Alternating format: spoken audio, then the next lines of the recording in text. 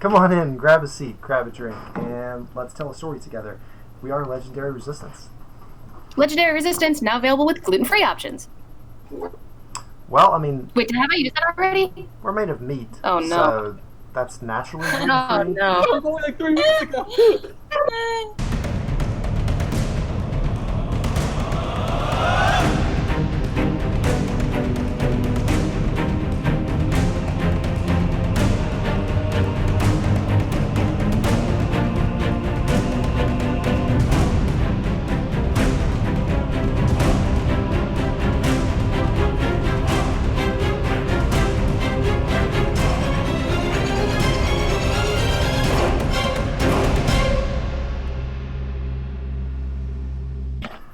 So, when last we left our party, they were finally together, finally reunited.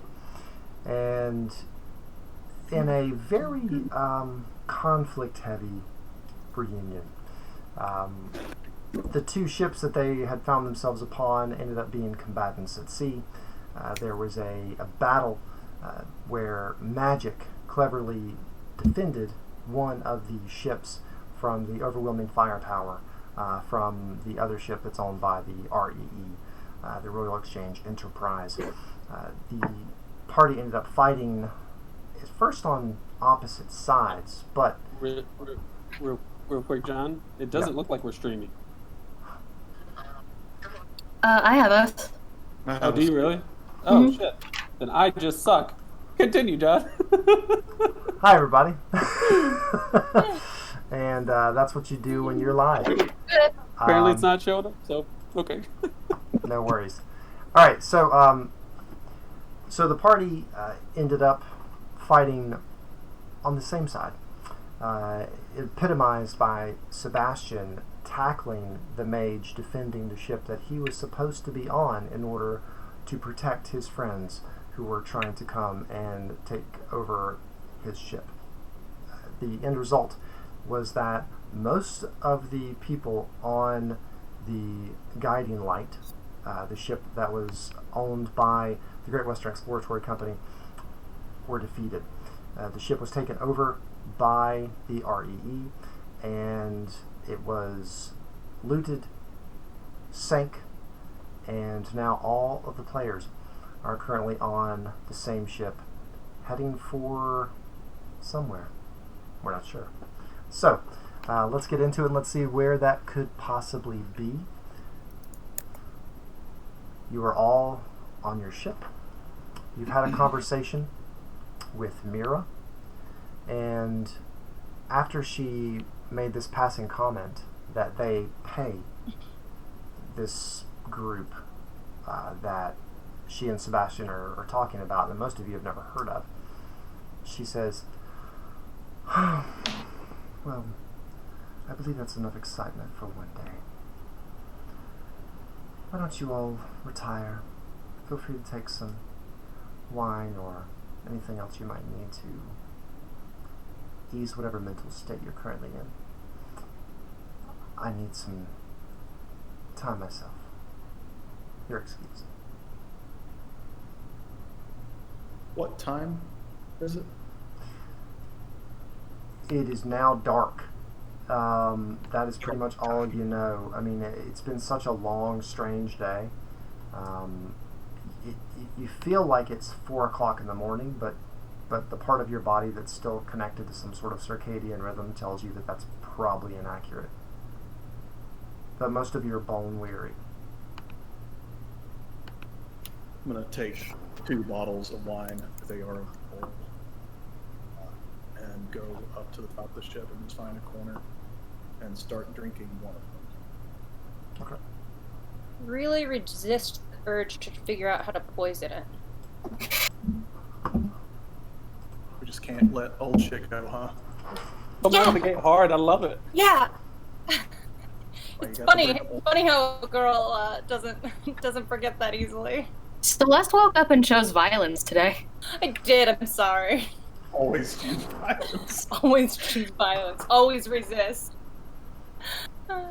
Legendarily, as it were. Also, this like past shit was like literally like a minute ago. Like, Much. Don't. There's no reason to say that. It's like yesterday. And he's like, God, why can't you just let it go? that was so 2 hours Oh, ago. it's like weeks God. ago. It was weeks ago. All right. So what are you guys doing? Drinking in a corner on the deck. Okay. Yeah, I'll grab a few bottles and will not drink them. I will store them and potentially test them for poisons any time before I drink them. Celeste, are you going back to our room? I guess I'll turn in. I'm not tired, but I also don't. I don't know. I don't want to run into anyone. Fair. And I head back. You coming? In a bit.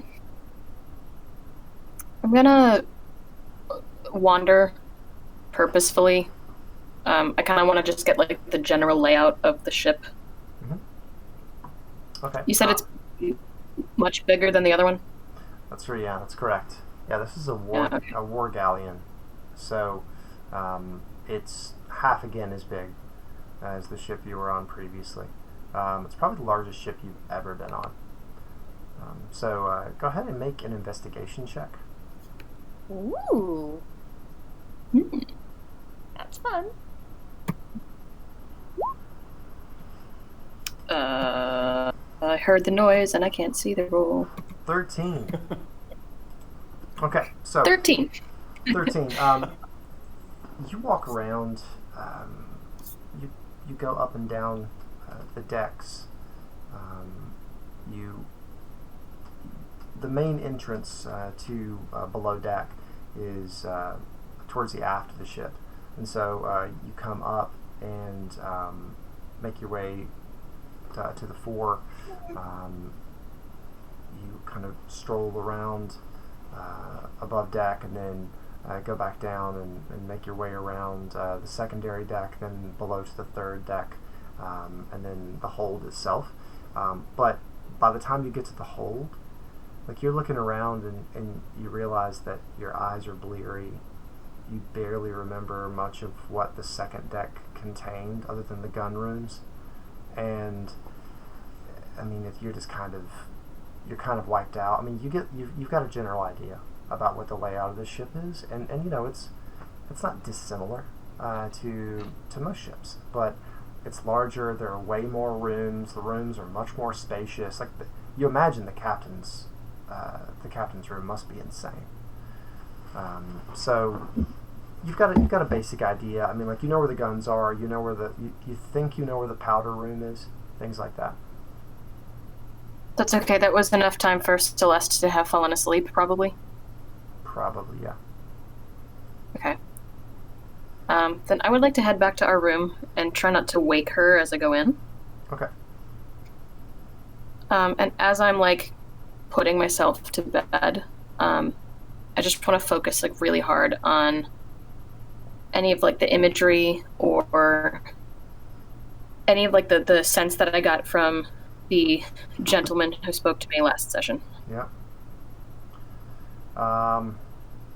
Sorry, I just got a message that our stream keeps dropping. So I'm going to check my connection, and so if everybody could hold just a moment. Want to make sure that we can get this to work.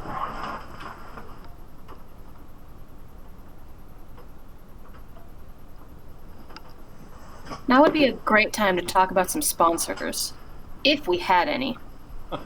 I thought somebody offered you or offered us a sponsorship for you. I don't know how much I should. I don't know how much I should talk about that, because I don't want to put a real company on blast. But they've messaged us a couple of times, and it's just really unfortunate what they're trying to sell. Fair enough. Okay. Hopefully Brought that's to you by Loaded Dice. Alright, hopefully that should help. And if not, chat, please let us know, and we will stay on top of it. By the way, shout out to the dude that just told me about this. Thank you for the shirt.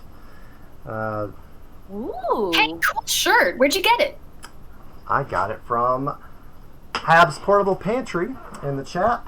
He sent it to me as a thank you. It said, "Please stop this game. You're awful." But I'm assuming that that's like tongue-in-cheek and you love it. So we're going to continue doing this for a very, very, very long time.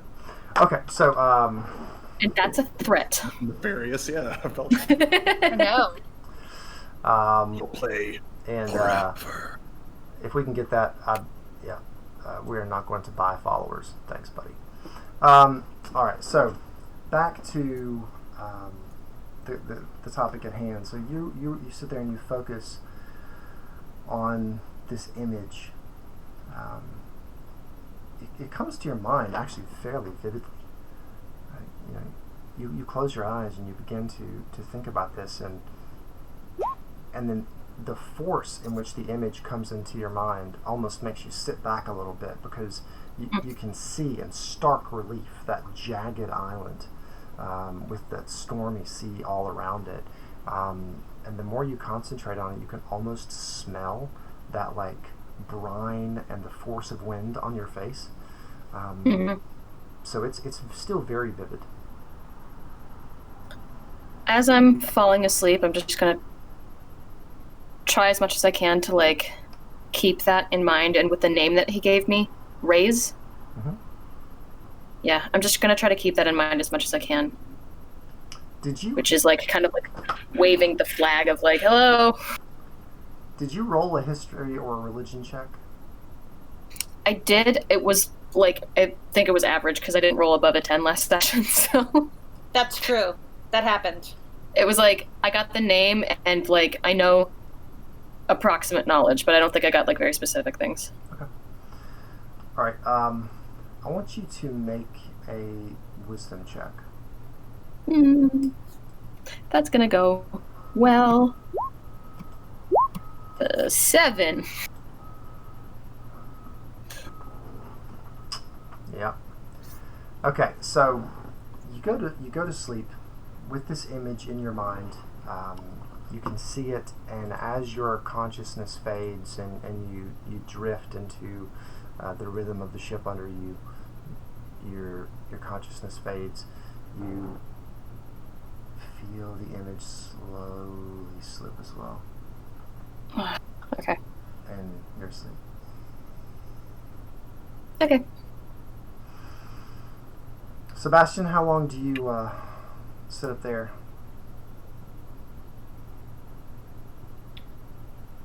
I don't know. I'm going to drink one of those bottles of wine and get nice and warm. So maybe an hour and a half. Okay. And if nothing else happens between now and then, I will do something else. You see sailors, the guys who have the night shift, walking around the deck, checking the rigging, adjusting, the mainsail, making sure that the ship is on course.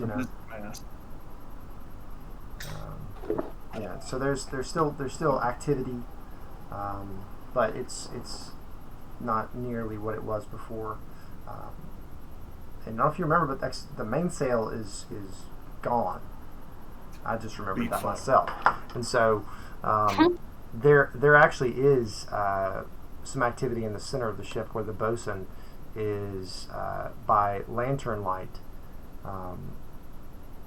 repairing the spare mainsail and getting it ready to be hoisted, which you're assuming will be tomorrow morning when there's light.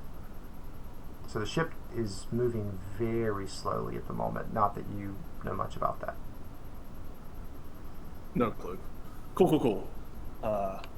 So I will have one bottle of wine inside me, and I will... Do I know where people are sleeping?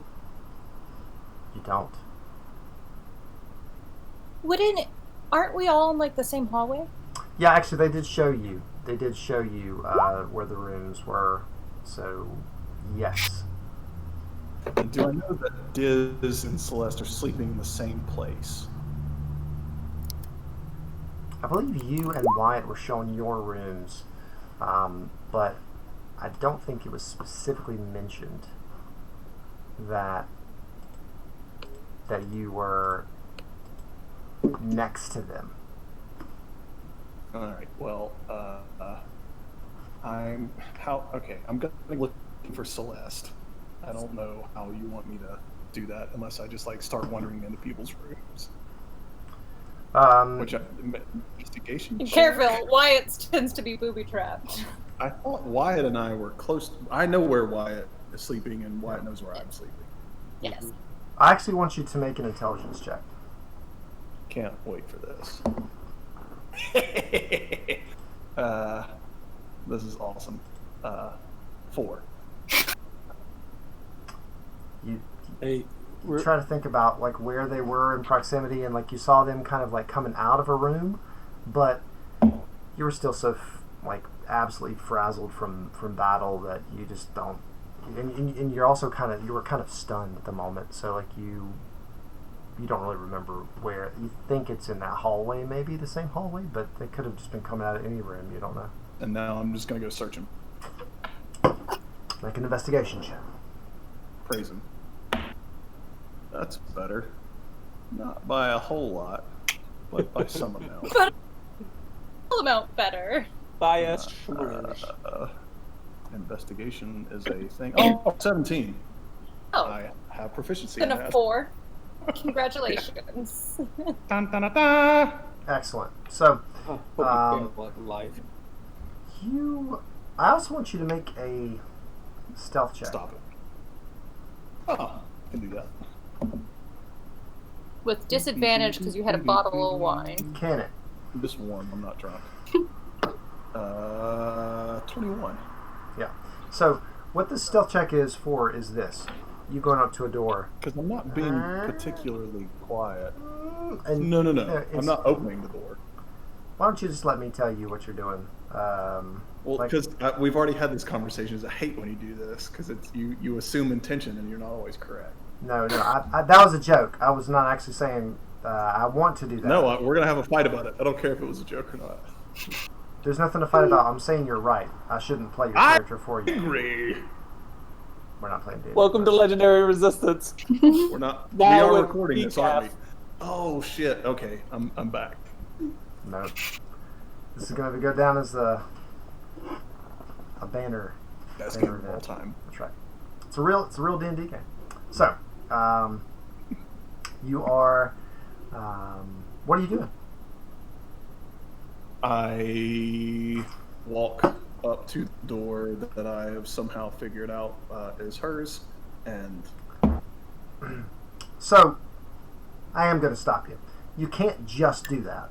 stop you right there. The only way, the reason I made you roll an investigation check is because you're going to have to Because look I don't inside know which rooms. one it is. Yeah. Okay, that's fine. So I like peek inside to see. That's if why I it's made her. you roll a stealth check. Don't use logic with me.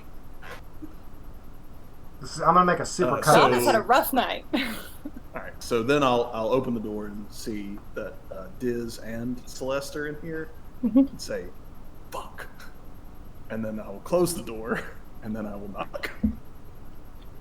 Quietly. I want both of you guys to make Gently. perception checks. As we know, I'm very perceptive, so... Nobody in this party is perceptive. Hey, Don't worry about it. 12! That might be the best perception I have ever rolled. Oh, this 9. is perfect. Celeste, That's great. That's Celeste, excellent. you do That's hear exactly what I wanted. you hear someone knocking. Okay. I, wake up, and I spend a second to see if I feel like it was... I glance to see if Diz is still in bed, right? I'm trying to feel like if I'm back in that weird dream reality place. You wake up, and the first thing you notice is the feeling of the boat moving back and forth under you, and you look down, you look over, and you do see Diz in her bed.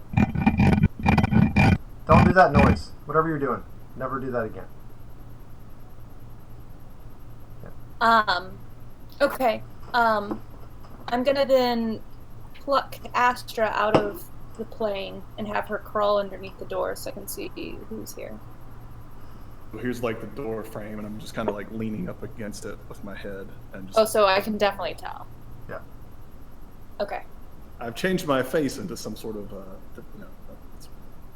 So I like kind of pull it open and I lean my head against the side of it here and I go, yes.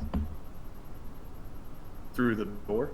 Yeah, she Like I cracks open it up a little bit. Like I crack the door open, and if you're like leaning against the wall there, I like come and mirror your weird posture. So you look out and you see him, kind of, his hair still kind of back and still like messed and tousled from the combat earlier. His face is kind of pale, but his cheeks are flushed, and there's a light hint of wine on his breath. And with her face is also slightly flushed, but it's from like where her cheek has been on a pillow.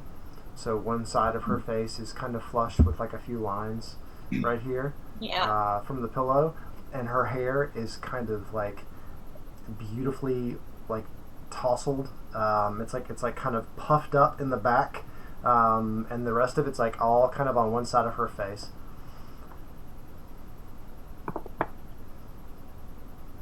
Did I wake you? If you hadn't noticed, I was actually avoiding you. That's fair. If you want to keep doing that, then I understand. But then I just hold up the other bottle of wine. Pull the door shut without saying anything. And then I go and get like a robe, right? And like tie it around and like try to muss my hair to look a little bit more presentable. And I open up the door then. I'm like, okay. Do Wyatt and I share a room, or we have separate rooms that are close to each other? Separate rooms that are next door to each other. Delightful. I guess it looks like our paths are going to cross for a while. We might as well do this now.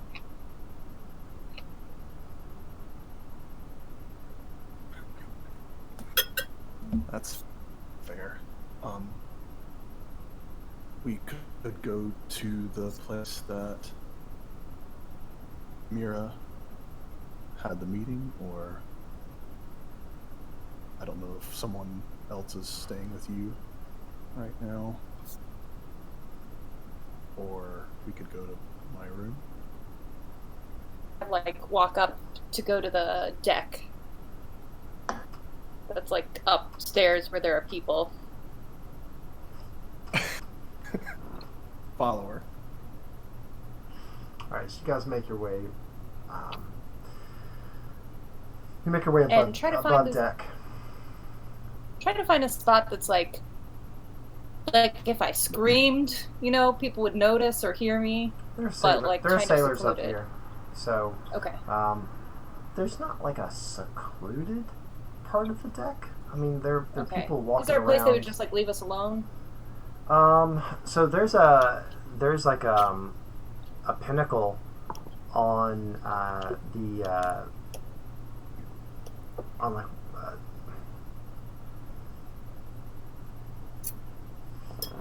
on the bow of the ship, and a pinnacle is like it's larger than what like a jolly boat is, but it's like a ship's boat, and so on that side there is not a lot of rigging. There's not a lot of things that go over the side, because everything that's right there is attached to hold the pinnacle up.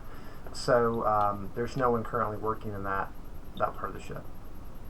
Cool.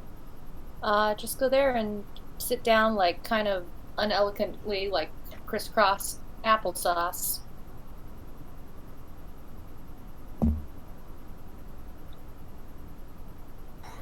Okay. I'm gonna cork the bottle and take a big pull off of it and sit it down next to Celeste, and kind of just look off into the distance, into like the dark waves, and I'll say,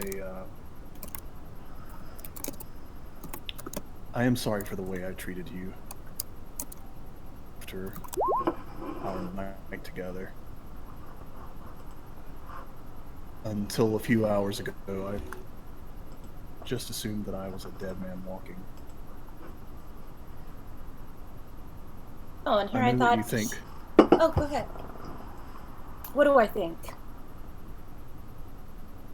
Anytime you want to interrupt. No, I would Just love to hear jump what you in. think. I think. I know you must think that I'm a terrible person. And maybe thinking my intentions justify my actions make me exactly that. Do terrible people think that they're terrible? To tell you the truth, I don't really care what kind of a person I am, as long as my sister's safe.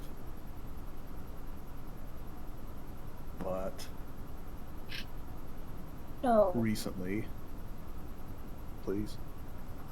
And like I like absently do pluck Astra out of the plane and like have her kind of like go across my hands and just kind of almost play with the spider. Yeah. And just kind of watch her as I talk. Well, you know what I think? I think that I you're don't. someone who is scared and thinks that they know way more than they do. I think that you are someone who has pushed everybody out in their life and no longer knows how to ask for help. I think that you are someone who has naively isolated themselves, boxing themselves into a corner, and prefers it that way. I think it would be easier for you if I thought that you were evil or a shit, or if I was angry at you. I think that's what you want. Because then you would never have to worry about letting me in. Then you would never have to worry about letting anyone else in. So that's what I think. I've lived my whole life that way. Whenever It doesn't I sound would. like that. It sounds like you should have let someone in. It wasn't immediate. It took a long while. But what I was going to say is, very recently I've found myself caring about something else. When I saw that man casting fire onto the envy, I felt my heart stop.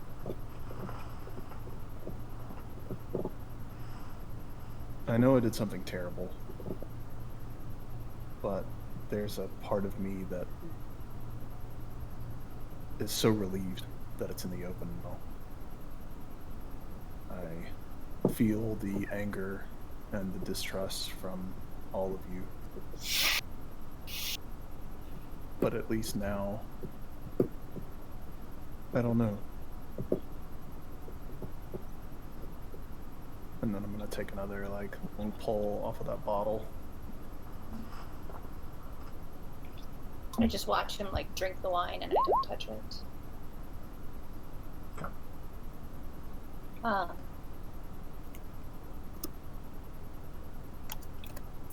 You know what's funny? When you said you wanted to apologize to me, I've been with people who don't call me again. That's not a surprise. There's nothing super unusual about that. Congratulations. I thought you were here to apologize for drugging me, dragging our friend to die, and be imprisoned into his fate. That's what I thought you were here to apologize for.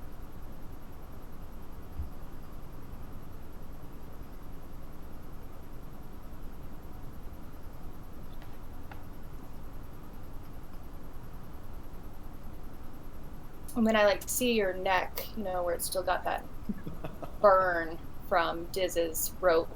The gallows burn. Yeah, the gallows burn, right?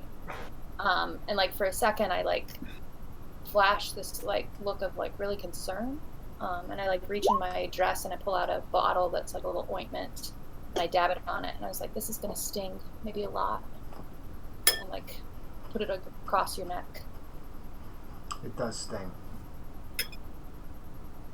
And make sure it hurts just a little extra. When she puts the ointment on my neck, I'm gonna turn like face to face with her.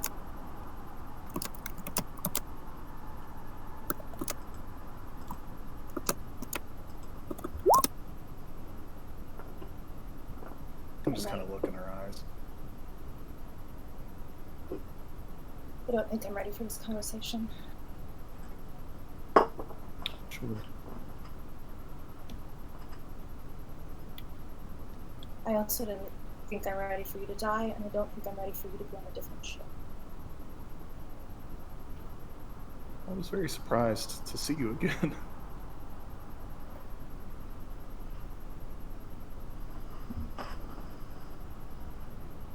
I'm a little surprised I didn't try to kill you. Fair. All of it's fair.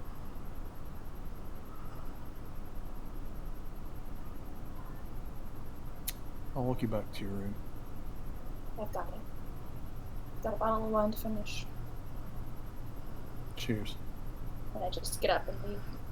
Okay. And the spider bites me. And the spider bites you, and that kitty comes, gets on the ship with us. Actually, I leave the spider, and I'm like, I'll let you decide if she's poisoned. No, I don't. Flick her off the ship. actually, Aster crawls up your sleeve and ends up coming up to your shoulder. And as you make your way down the stairs below deck, you hear her voice in your mind. Is everything okay? I don't know. What do you understand of, like... Is it stupid to ask if you understand emotion? I have emotions. Do you ever get really sad? And confused? And, like, I project into her, like, a mind, like, an image of just, like, not understanding which direction to go, kind of thing. She flattens a little bit on your shoulder.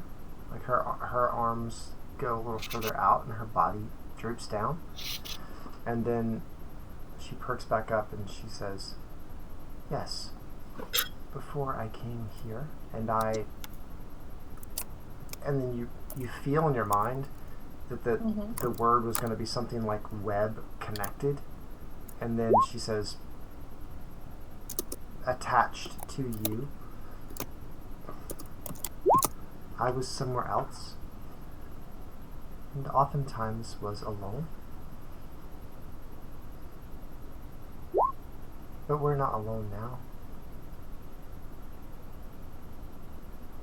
And you are not alone now. You have the rest of your nest. Yeah, I guess I'm figuring out who's in my nest, if that makes sense. Mm-hmm. Well, I'm glad you're here. I'm here. And we also have fangs. We also have fangs. No, she's asleep, I think. Fangs. Oh, excuse me? Our friend. Oh, of course! Yes, we also have fangs. Who's been there for us over and over. You're absolutely right. I like her. Right. I do too. I do too.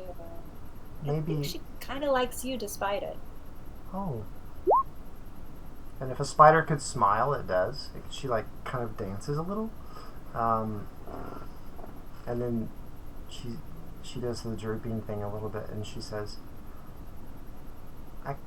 I sometimes wish I was a furry body like yours, so that she would want to touch me. Well, you should do that soon. And then I go back to the room and I concentrate and try to transform her into a cat so she can go snuggle with Diz. Okay. You do that, and you like at first nothing happens, Okay. and she kind of like shudders, and she Mhm. drops. She like spins down to the floor, and then she Okay. crawls under the bed, and you can still feel her mentally. Yeah. And then you know the sound a cat makes when you can't see it, but you can hear it shaking. Yeah. You hear that, and then you just see two paws come out that are stretching. I like peek under there and I kind of like She's pull her up coming up, yeah, and then you. and I like scratch her behind her ears and I'm like, what do you think of this?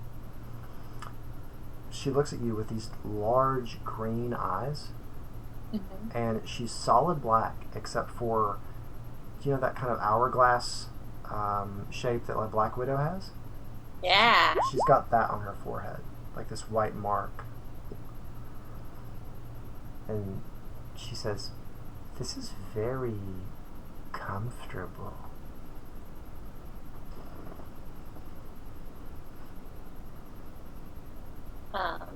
And I kind of like stroke her and I let her like jump onto the bed with Diz. I'm like, I think she probably could use some company tonight too. For some reason, I don't want to do what you told me to do. But I will. And then she curls up a little bit, like in a little crook where Diz's legs are, like where her knees are bent, like right under there, right behind there. She curls up on the bed. And I pet her and I'm like, you stay as long as you want, and when you're done, that's fine. You just get this like low purr in your mind. And I go and I sit down, and I like pull out my sketchbooks and stuff and I start drawing in them. And I think I kind of want to just like let my mind completely go blank and just let my drawing just like kind of form without thinking about what I'm going to draw. Okay. Just let it come out. Just because like just so much has happened in the last like couple days. Like I feel completely lost. Like I don't feel like I have agency, and I don't feel like I know what to do or pick, and I just want to kind of let my brain kind of go slack-jaw, if that makes Sure. sense. Make and a then the other performance check. thing, okay, and the other thing I want to do when I'm doing that, so I got a 22. That's pretty good. So the other thing while I'm doing that is I want to like try to hone in and think about that moment when I saw Bastion going to tackle the wizard, and I knew that if I didn't shift fate, that he was going to miss him, right? So I want to like hone in on that moment and like think about what that felt like and how I can kind of like hone that weird like opening of my, I guess, third eye, or like that thing that seems to be waking up in me. And that's what I want to do. Okay. You draw and you explore that sensation, that feeling that you had when you had that it felt like an epiphany, but you know very well that it was magically led, that it was because of the preparation you've done, the reading you've done, the exercises that you have done to open your mind to that particular type of magic. And it's very strange. You go into almost a calm, meditative state, and you're drawing, but you only have a dim awareness at some point that you're no longer looking at the page. And then you feel yourself lay back on your bed, and you realize your hands are now at your side, and the sketchbook is laid across your lap. You're on top of the covers, and then you're asleep.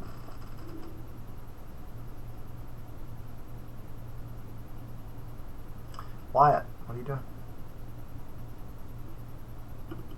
I was thinking about following fast, but that's gonna be way too much retcon. So I think at some point he was gonna take the wine and test them, and not drink them if they're safe. Put them in the bag, and all the stuff that Diz and Celeste brought for him. He's gonna rearrange and sort all this shit that was everywhere, and Yeah. Make an so alchemy. feeling comfortable. Make an alchemy tools check. And alchemy tools check. I totally know how to do that. Just like any That's tools. a nat 10 with some stuffs. Yeah, and you will be using your intelligence modifier. And I'm proficient, so that is it's a 16. Okay. Neither of the bottles that you test have any discernible poisons. Right. Their pHs are consistent with wine. They have no other additives or reagents that you can detect. Awesome. And then I'll check my coat and make sure everything is still in place and in order, and make sure the coat's nice. And if there's anything at all messed up, I'll fix. And then I'll reread all my letters and make sure that they're all there, and make sure none of them are like fucked up. And then I'll finish or continue writing the letter of everything that's happened the past few weeks to my mother, and I'll be drinking my own moonshine. And You're getting low, by the way. I'm sorry. You're getting low on your moonshine. Well, I can't set this stuff up on a boat, I don't think so. But I'll probably get drunker than I want to and scratch out half of the really intense shit that I wrote to my mother, and then start rewriting the letter and include all the shit I marked out, and even comment on the fact that I tried to lie to her in the letter about, so she won't worry and stuff, but then be honest about it. When you're going through your coat, you find everything's there, but some things were put in the wrong pocket. Some things, like especially papers, it's obvious they've been gone through and looked at. But to your surprise, everything is there. All the letters were carefully folded back up as to try not to give them new creases, or they've not been wadded up or mistreated. And it even looked like there was some care taken to put things back in the same pocket that they were removed from. So obviously this does not change your mind about anything, but you do find it fairly surprising. Yeah. Actually, not that surprising. Yeah. Now that we've had our talk, I will change everything to where it's back normal, and then I'll probably what I'll do is my leather bag that I had for my like first bag of holding, I'll keep that as a regular bag, but then line it with the t-shirt bag of holding, and I'm gonna keep that as my actual bag of holding, and like roll it up and stuff so it looks like just an old t-shirt in a bag. Do you sew it into the lining? No, I'm gonna keep it separate. The only thing I will say is that it is very delicate. Like if you were pulling something out hurriedly, you could rip it, and it would dispel the magical effect. So your leather bag is much more durable than the t-shirt bag. So from a could I add cloth on the take the enchantment away, and then like line it with more like cloth or leather, and then do it again, because I really want to keep that and remember what it's like to trust the wrong people. Yeah, you can work on that over the next few days or however long you need to do that. Yeah, it'll cost you some materials, but yeah. I mean, there's like she said, there's like tons of clothes in this room that are my size, so I don't mind ripping some of this shit up that I mean, who fucking Mira? Yeah. Yeah. No. I'll probably at one point be a little too drunk and stumble out of my room and stumble up to Bast's and then think better of killing him and go back to bed. Yeah, so you're at the door and you turn around and you see the captain. Mm-hmm. He's standing there. He comes out of the room. He looks at you. You look at him. He looks at the door. Looks back at you. You realize he has no pants on. Familiar. Yeah. And he just nods and then he just walks down to a big door at the end of the hallway and goes inside of it. Did we just get a cameo from your father? My dad wore underwear. He didn't have I mean, to be pants on, fair, that's what I'm saying. you just said no pants, not That's no right. underwear. But I guess we got the fuller picture. Need to keep it down out here. Right? That poop. Yes, sir. We'd be up late playing Dungeons and Dragons, and my dad would come out at like 2 o'clock in the morning with no pants on, just underwear, a white t-shirt. It was Josh cackling like a child. That's right. And my dad would like Josh look. still cackles like My a dad would child. just like look at us and be like, "Boys, it's late. You gotta go to sleep. Keep it down. All right, good night. Love you." And he turned and like walked back. We were like terrified at first, and we were like, "Okay, Mortified. you know." P.S. We were like 21, not like, you know. This was like 11. 2 weeks ago. Yeah. All right. And I'll trap my door as well, Um. as per usual. Okay. We'll need to make a check for that as well. Make a Roll tinkering check. That's not good. I ain't really drunk. That's a 10. True, and I should have made you do it at disadvantage, but we're just going to leave that 10. You think it's great. I'm happy with that. Okay. Anything else? No, Okay. I'll sleep. All right, so you lay down, and I mean you're asleep before your head hits the pillow. You're just like completely out. So. All right.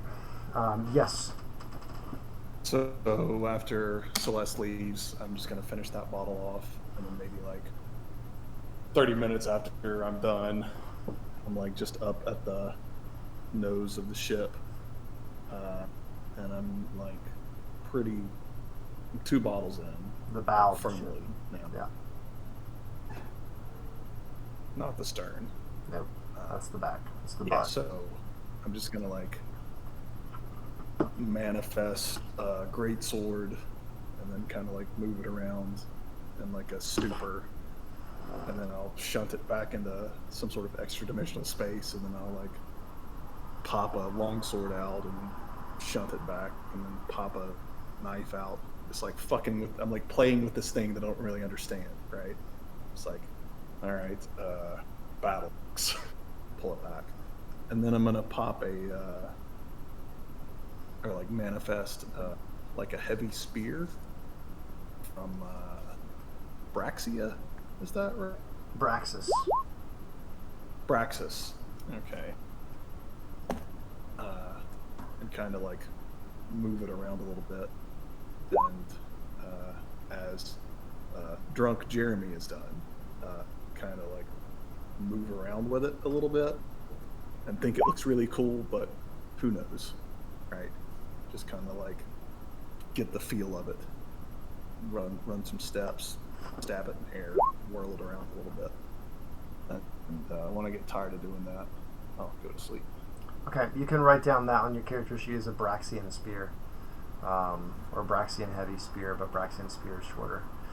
As you turn, and once you're done with this, you turn and look. There are like 5 sailors that are standing in the middle of the deck going, I'll say... as soon as you open your mouth, they turn and they just walk the other direction, and they scatter, and like some of them go and start working on Not- stuff. Some of them, they don't, No one Say, gives you another look. Say, praise Thalicia. Like shake the holy symbol at them and then go to sleep. You shake the holy symbol of Braytalk at them, and then you continue. No, that's gone. I don't have that anymore. That's right. I know, it's Thalicia. All right.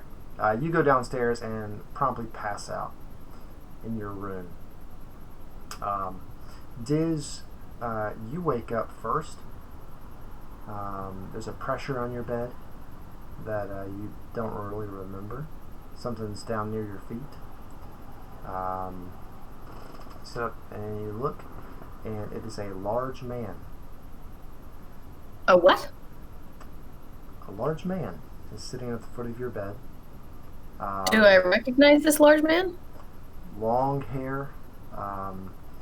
Looks a little damp, honestly. Like perfectly chiseled jawline. 5 o'clock shadow. Arms like tree trunks. Henry Cavill. Got it. No, I'm not sure. You should keep describing him. Yes, tell me more. Sorry. He was about to impart some wisdom. He's wearing like a rough spun shirt, like some sort of very like rough common fabric that is just like pulled tight against his body as it possibly can be, and some very plain, like this guy looks like he's it's weird because you see his features, and he's dressed like just a commoner almost, like very rough regular clothing. He turns and looks at you and fixes you with those eyes, and there's nothing common about his eyes. And then he looks at you and he says, "What were you doing?" You're a busy man. I'll be brief. Historically speaking, bad things happen when I get between a man and his wife. Why should I believe you? Yeah. I can't answer that. I can't tell you why you should believe in me or believe anything I say. I wouldn't.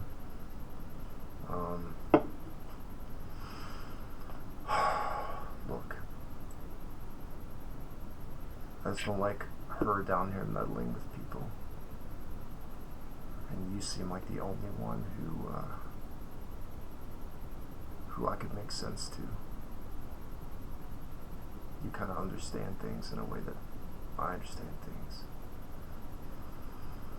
So, maybe it was lost cause. Is this a boat? I think it's safe to say, yeah, it's a boat. God, I haven't seen a boat in a long time. He stands up and is like, almost hits his head on the. He's like, yeah, it's a boat. You're in the middle of the bay shore. What if the island's still there? No, I don't think it is. The what now? Don't worry about it. Sure. Look. If she's down here, then there's a long-term plan. But I don't think she's the one you gotta worry about. There's something going on. What kind of ship is this? By my guess, it's a galleon. What does that have to do with anything? Oh, I don't know. I don't really know what that means. I mean, like, who owns it? De Laverians. Was that right? No. So this is Nope. the REE, which is owned by Eldmore. Oh, sorry. Someone in Eldmore, someone with a lot more money than I have. He draws up when you say that. Like, he gets larger in the room, if that's possible. It probably is not true. Like, you actually get a sense that it feels like he takes up more space. And his hair brushes off of his shoulders, like a sudden gust just pushed them off, but nothing happens, and he looks at you, and his countenance becomes like granite. And he's staring at you, and he says, Don't more. As far as I know, we've been lied to a couple of times.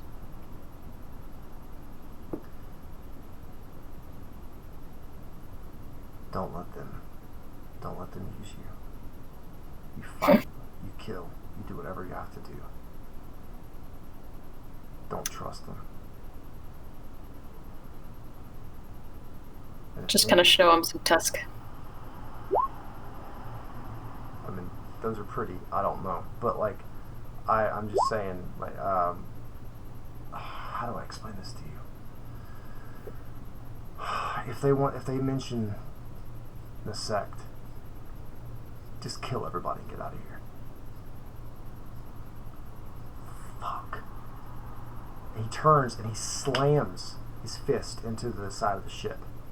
And you jerk upright in your bed, awake. And the ship is righting itself.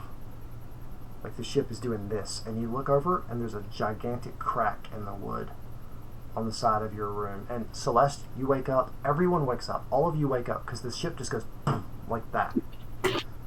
And then it rights itself. And it starts doing like this. And Celeste, you look up and you see this crack. And the next thing you noticed is a cat scrambling up your body. Ow, ow, ow, ow, ow, Yeah. ow, ow. Scoop her up. It leaps off of the bed and onto Celeste's bed and hides behind you. I'm like, Did you do that? the cat? I'd never seen a cat in here before. It's Astra. She didn't think that you were that fond of spiders. Sorry, I'm sorry. I should have asked. It was What? dumb. No, it was what? late, and I just thought it'd been a shit day, and maybe. Anyway, sorry. Those two things are connected. Try to No, that was lovely. kill her Thank you out. very much. What happened to the wall? I just woke up. I have no idea. Celeste, you turn and look. There is a crack. It looks like a cannonball hit the wall, and there's a crack in the wood that splinters between several boards in a north and south direction, and the boards are east-west. Are we under siege? Listen for a second. No other sounds except for surprised sailors, like exclaiming, and you can dimly hear a variety of curses that you've never thought of putting those words together before. Creative. Noted. I don't think so. You say that, but that's always the case recently.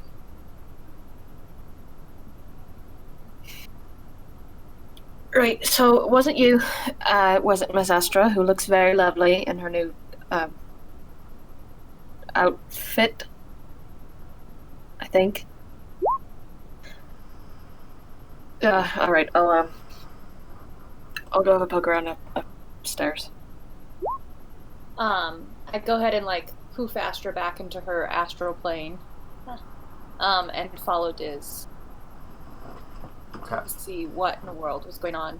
You Because guys, honestly, I assume we're under siege. you guys stumble out into the hallway, and you two gentlemen, what are you doing when you are startled awake with the ship rocking to the side?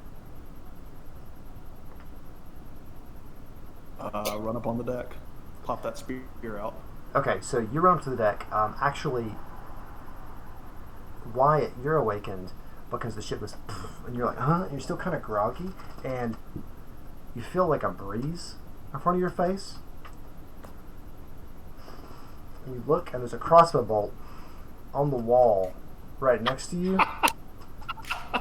And your trap that you expertly put up just went, just turned and fired. So you just kind of look at it. It's just right there. Yeah, I was gonna say oh no, again. Mm-hmm.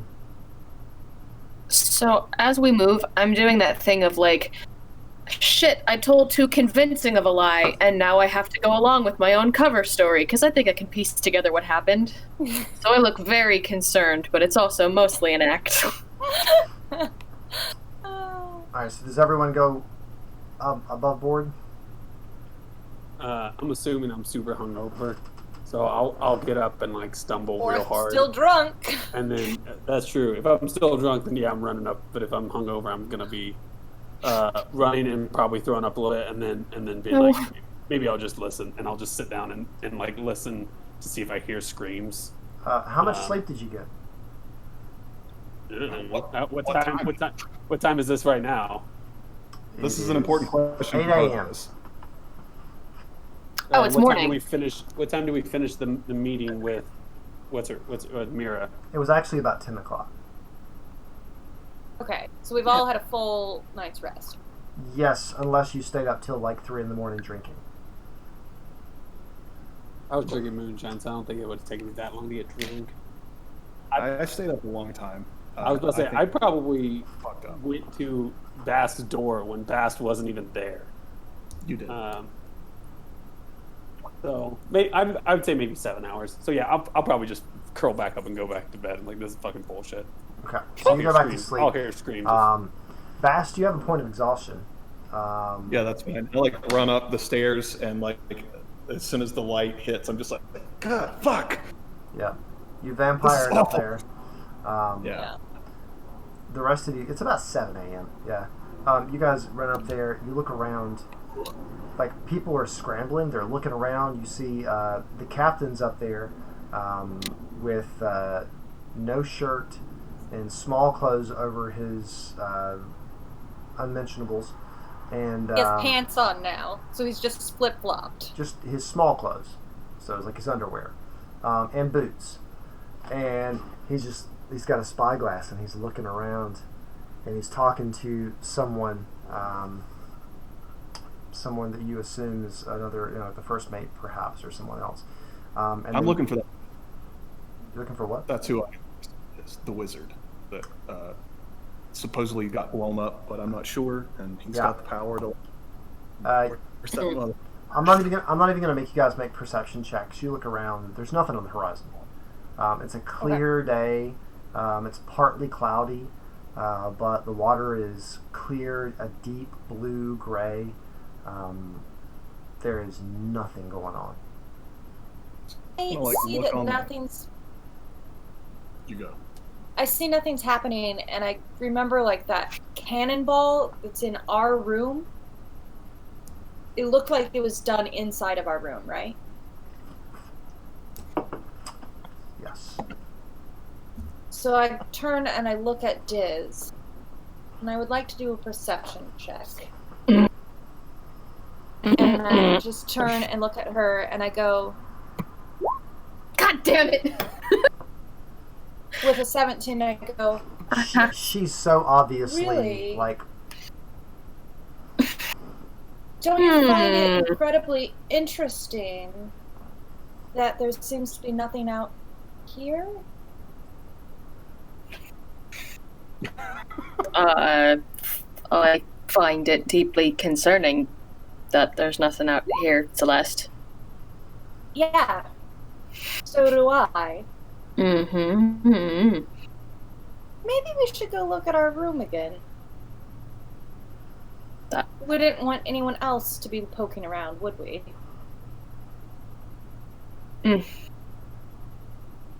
Yeah, you probably got a point there. Yeah.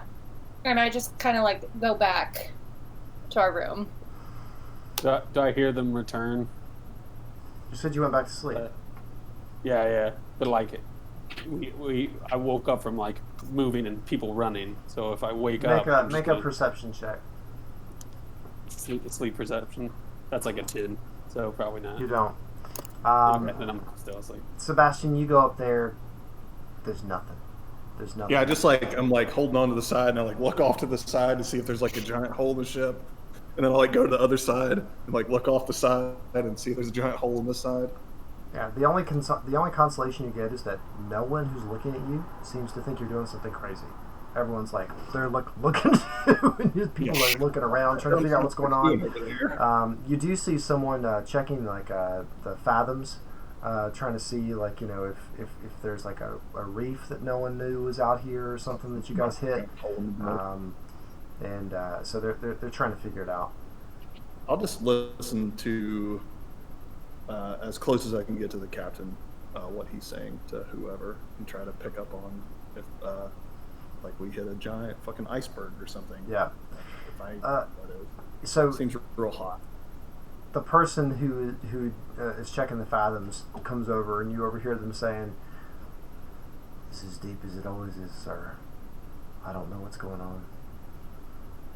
It must have been one of those deep bastards. Keep a double lookout. If we see any tentacles, come get me." I was in the middle of something. Sea monster fight. He goes back below deck. Huh. He was in the middle of something. Okay. Sebastian pretends like he's fine with that. So when we get to our room, I want to go up and I'd like to investigate this hole. Please do. It looks like a cannon. Make an investigation And check. see. Well, it looks like a crack, right? Yeah, but Or does it look like there's a hole in it? there's a make an investigation check first. Like, sure, Kyle punched the drywall. I know what happened, but Right, like 23. And I'm Yeah. partly seeing if, like, Diz punched the drywall. So you Okay. go up, you like run your hands over it, you like feel there's an indentation about that big. It's a slight indentation because this is solid wood, right? This is like, these are big, thick, like probably oak boards that they build these ships out of, and so, but it's about half an inch deeper in, and then the crack is from that force that hit it, that caused that indentation. You can just see it plain as day. Like, once you're up close and you're feeling it, you can see that it was an impact from inside the room. Does it feel like knuckles, like done by a fist, or like a cannon? It is absolutely a fist print, but it is way too big to be hers. Okay. So I like, put my fist in it You and put kind your- of like look there. It's like, when you try to put your Yeah. it's like when you try to put your hand in your dad's glove when you're a child. That's what this is Right. like. Yeah. So I don't hide that I am looking at this and like trying to figure it out, and I'm like obviously doing this weird punchy thing. Like, yeah, I can tell what this is, and I look up at Diz and I'm like, weird, huh? yeah, really weird. Like, clearly, like, showing off that, like, my hand is also too small, Celeste. Deep my 4 cans are. They're only half orc hands. I'm like,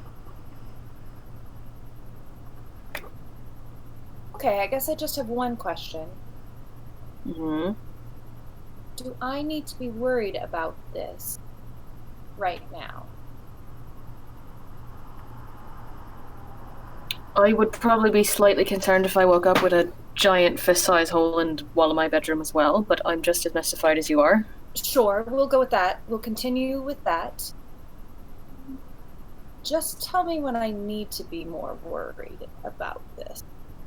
If I figure it out, Celeste, you'll be the first to know. I kind of roll my eyes and I'm like, okay. Astro thinks I don't like spiders. Worried she wasn't furry enough for you to want to, Spiders are plenty furry. I think it's that attitude she was worried about. I need to hurt her feelings. If you're talking to her, you can apologize for me. You look down and she's currently rubbing against her boot. I think she knows. She's doing that, like, I just wasn't expecting something that pointy. Sure.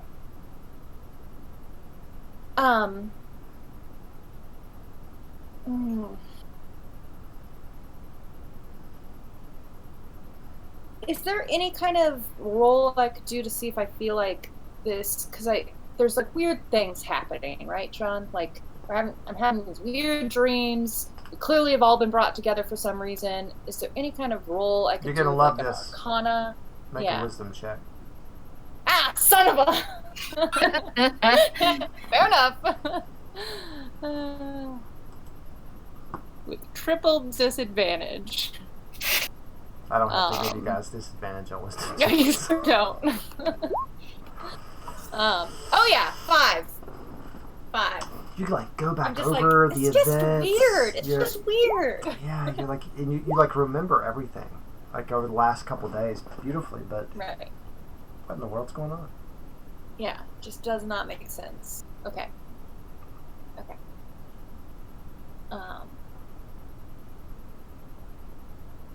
I guess I'll go find food. Okay. There's a mess hall. Okay. I Just left his warning, it might not be to your taste. eaten poorly before. You did eat hardtack on the, on the last ship, so. It's true. And it was bad. So get it and try to walk by Wyatt's room, and if he's still asleep, make a note to like bring him back some food. The door's shut. Okay. He's currently crossbow bolted his own shirt to the opposite wall. Yeah. Tried to free himself and was like, who cares? Just Whatever. another Tuesday. Yeah. Can someone remind me, because I didn't write it down, if in the conversation with Mira we all gleaned that it is Sebastian's sister that he's after, or was he still being kind of cagey about who exactly it was? I feel like he said that it was about his sister. Right, I Sebastian? think he said something strange, and I was like, that's not what I expected. Yeah, he said that. He said that with me. I don't know if he said that with Mira. I don't That's think what so. I'm forgetting. When she said, what is it that you need? And she was like, hey, she like was pushy about it, and I said something like, I can't think of a reason why I should be cagey about this at this point. It's all like kind of fucked. I think I just told what was going on. Okay. Cool. Great. Okay. You guys, you go out, you do find some food. It is subtly different than the last ship. Their preserved foods are a little different. They have, like they still have like hardtack, like these, incredibly hard biscuits that you have to soak in water or they're just absolutely unedible. But then they have things like, it's like this jellied substance with these like long fish-looking things in them, and they get them out of this big barrel. It's almost got this like salty cap on it that they kind of cut into and then put. And it's like they're like jellied eels. Jellied eels would be cool. My mind went to like those like Scandinavian things that they sell in the jars at IKEA. It's not fermented, but they're preserved, right? But then there's also they bring out this like gigantic slab of meat, and the guy who you assume is the chef is like cutting pieces of it. You're frozen in a hilarious way, Diz. It's really really funny. No! I'm not going to take a picture of it. I'm taking a picture of it. No! Dang it! You perfectly unfroze right when my camera got it. Fantastic. But it's like this white crusted, like large piece of meat, and you realize it's like salt pork.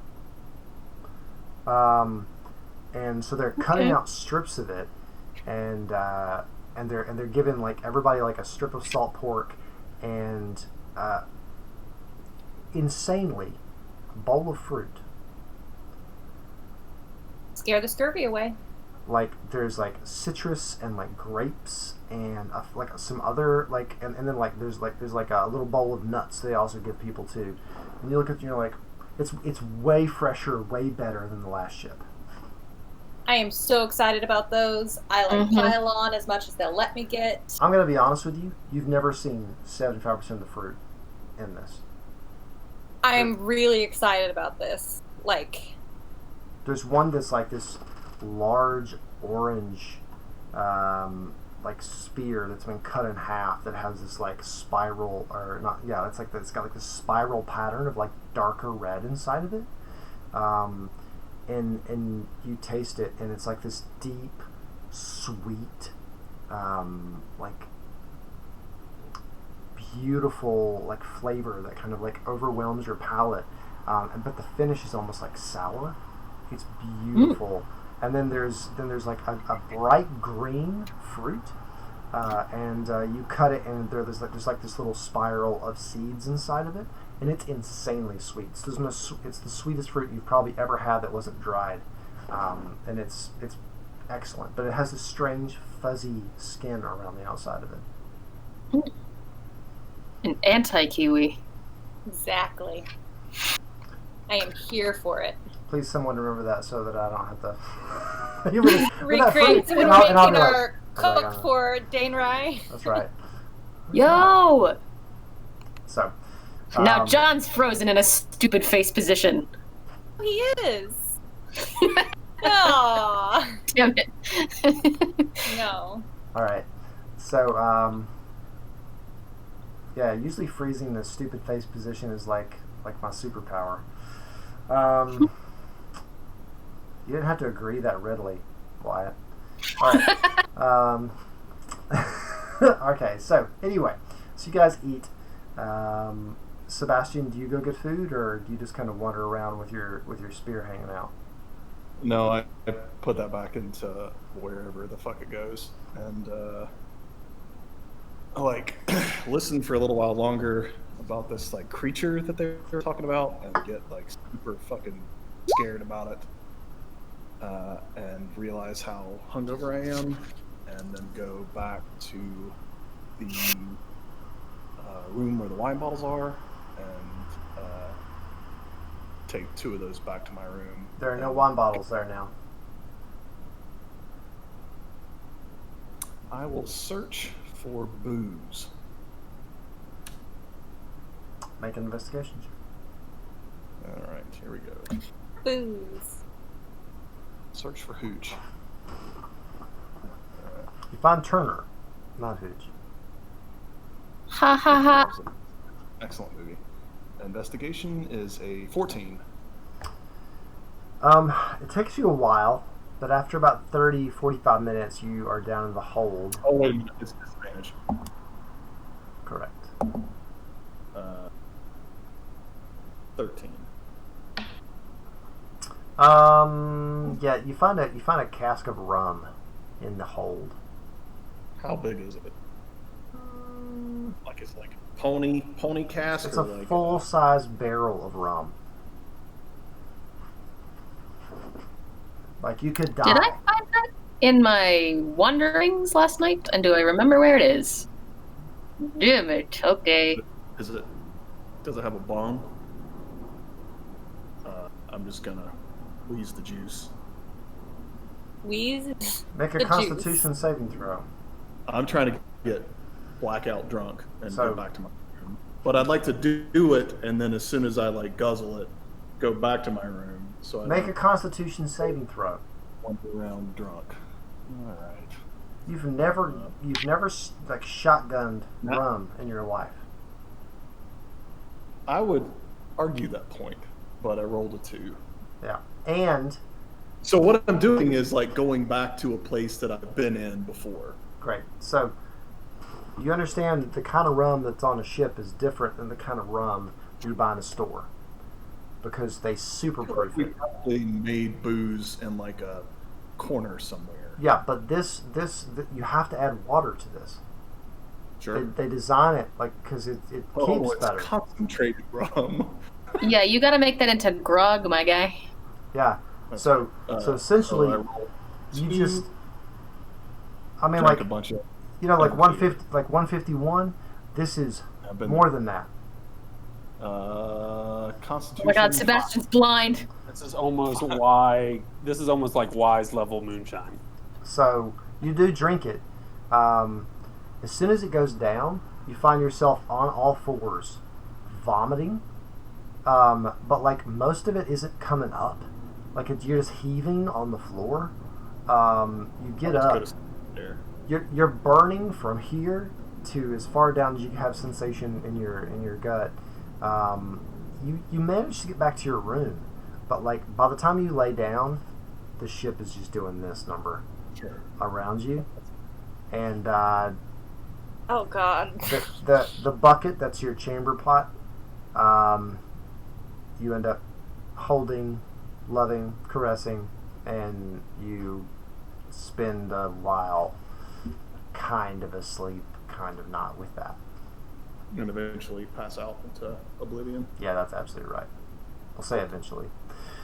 Wyatt, you wake up. Your head hurts a little bit. That's about it. Yeah, as per usual. Yeah, I'm gonna spend time really redoing this booby trap now that I am sober and can do this well, and so I will also make sure that whatever I attach it to is like on the side of the ship, or on a wall, so like even if it gets jostled, it's still gonna be pointing where I want it to, and really work. Make another check. Sure, that's tinkering. Is that right? Correct. That's real good. It's real good, guys. That is a 10. Average. Excellent. If you want, I can say you spend a long time doing this, because the longer you try, the lower the DC gets. Sure. Yeah. You spend I'll take 3 a walk. hours, because you set it up and you start to walk out of the room and it falls over and fires again. Yep. So you so there are 2 beds in every room, and these beds are built into the wall, right, so that they can't fall over. So you just use the other bed and as a base, and you literally build it into that thing over time, and like you screw it in there, and yeah, finally it's set up, but yeah, you're starving by this point. Yeah, I'll go. I'll go find some food, and then, yeah, that's all I got really planned. Okay. Celeste and Diz, what are you guys up to? If she hasn't already, I'm just gonna as we're eating, I'm probably not making too much casual conversation, but if she hasn't already, I just kind of the only thing that I really say is eat your limes. I kind of I'm like, oh yeah, okay. Keep your teeth in your mouth.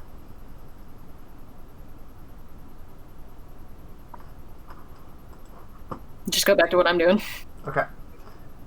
I'm deciding if I've ever seen a lime and if I try to just eat the peel. Oh, it's an apple. If I see her do that, I'll pretend not to notice and then casually do the same thing with whatever one of my citrus fruits I have, so she can watch me, but I'm not gonna embarrass her about it. Okay, and I'm like, oh, yeah, of course. And I look a little embarrassed and sit up a little straighter. Alright, so did you guys eat in the mess hall, I'm assuming? Yeah.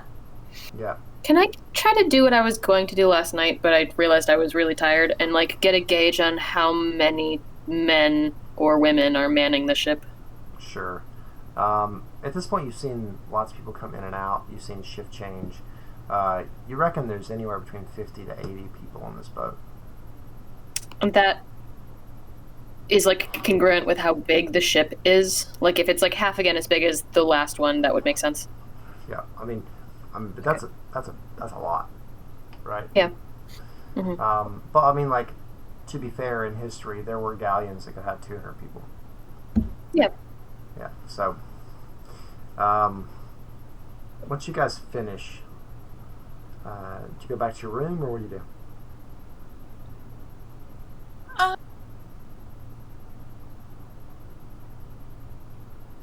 Remind me, out of game, what did Mira want us to... She just was like, hey, we're gonna go to this place. Blah, blah, blah. What did she want us to think about or do in those last meeting? Basically, she was saying that you guys were going to go to Eldmore and it was going to be great. Like that. I guess I'm gonna spend my time trying to go chat with sailors and stuff and see if I can get information about where this place is that we're going. Because I feel like, Celeste always feels like knowledge is power. Make a So persuasion let's check. just see.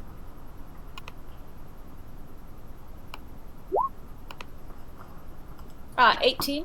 Okay. Yeah, you go and you chat up some sailors. The men and women that you speak with are happy to talk to you after a little bit. At first, they're all kind of like, "Hey, I'm busy," whatever strange, obviously landlubber lady. But pretty soon, they're like chatting with you, and some of them are a little flirty, some of them are just curious. Passengers on this place, or are we like the only like passengers? The only passengers. Okay. Yeah, and you don't know this, but Diz realizes that this is not a passenger vessel, right?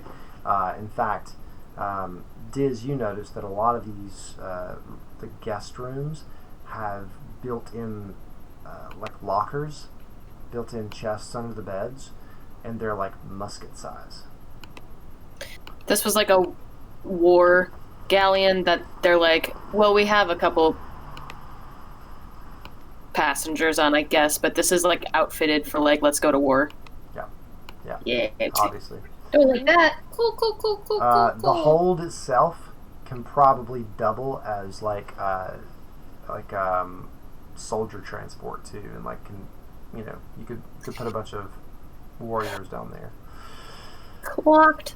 Yeah. Celeste, did I see you leave with food? Probably. I wasn't like hiding it. Okay.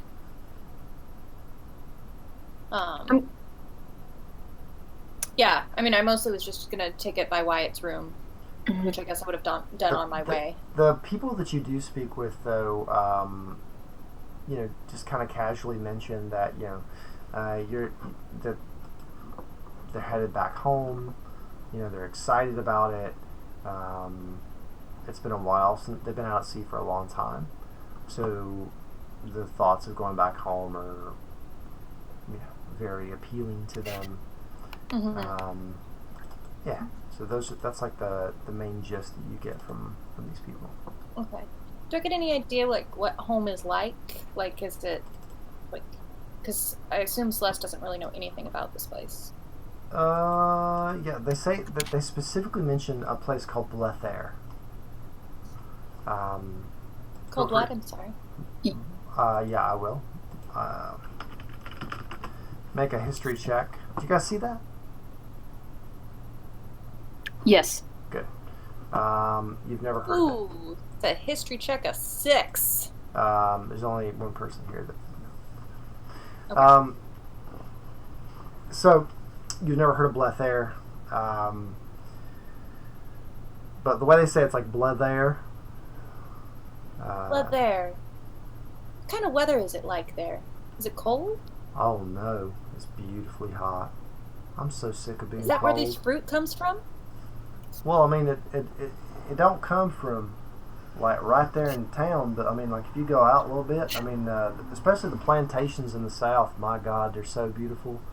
The fruit you can grow, it's amazing what they're doing down there. You know, you don't know. You never.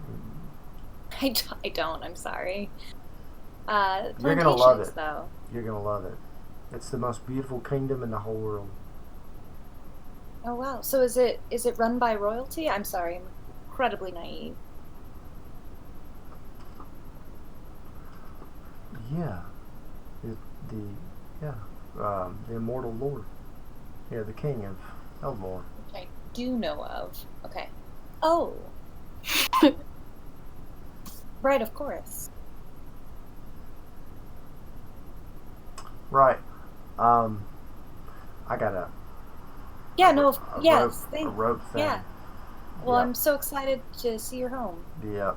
I mean, that's right. And he walks off.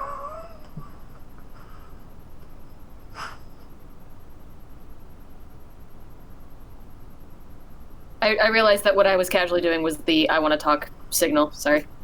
Oh, I was waiting for you. So, who goes? Do you guys go back to your room, or do you stay out for a while? I'm actually gonna go try to find Sebastian. This will be interesting. The So- The heart-to-hearts with Sebastian. So you go looking for him, and I'm not gonna make you roll because as you're like on the deck where the crew quarters are, you're about to start searching, and you see him stumble up the stairs and like put his hand out,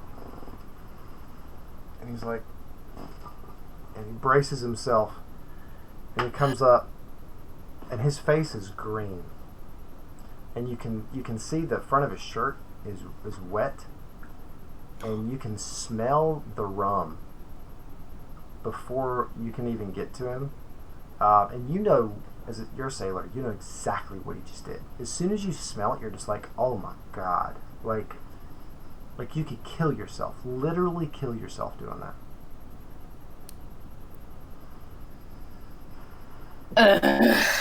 And he's all right. I'll go up to him. He's obviously trying to get to his room, but you've also seen people do this after, like,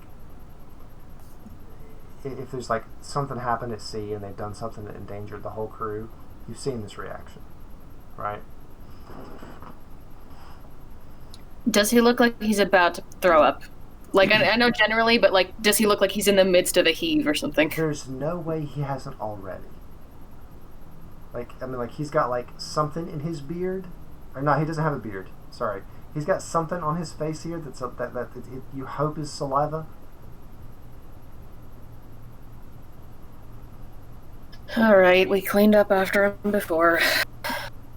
Just go up and like get underneath his arm or something. He barely like acknowledges that you're there. Yeah.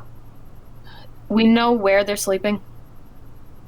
You have a better idea because you saw her point out like where their rooms were. Yeah. I don't really say a whole lot on the way back down. I just kind of like keep him from listing too far, like into the wall or something. When you pass by my room, you just hear "boing" and be like "fuck," and then and I know exactly what that is, and I'm like,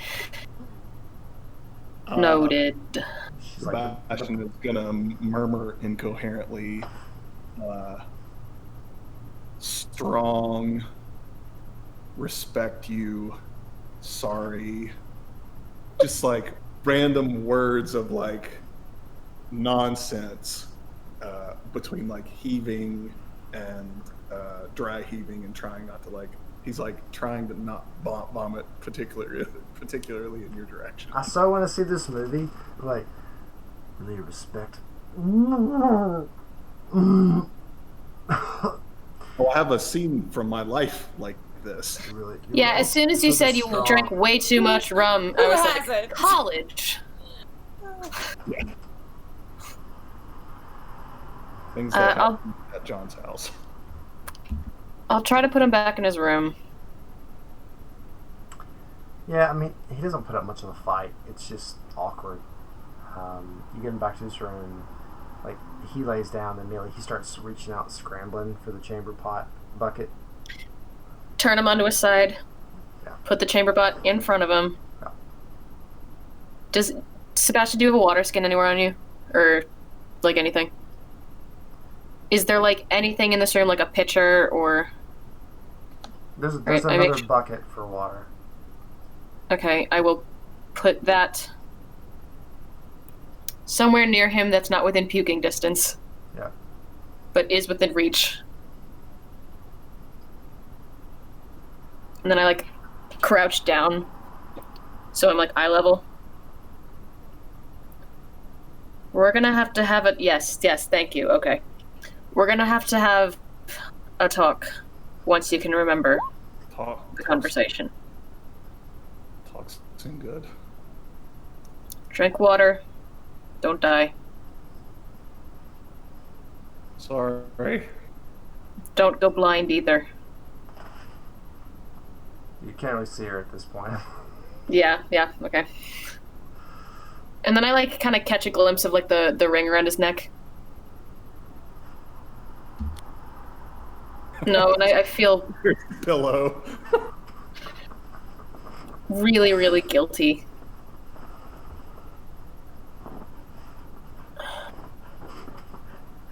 And then I just kind of like ruffle his hair and then leave. Right. When you step out, She'll like murmur, understand. Sorry. Fair, understand. Sorry.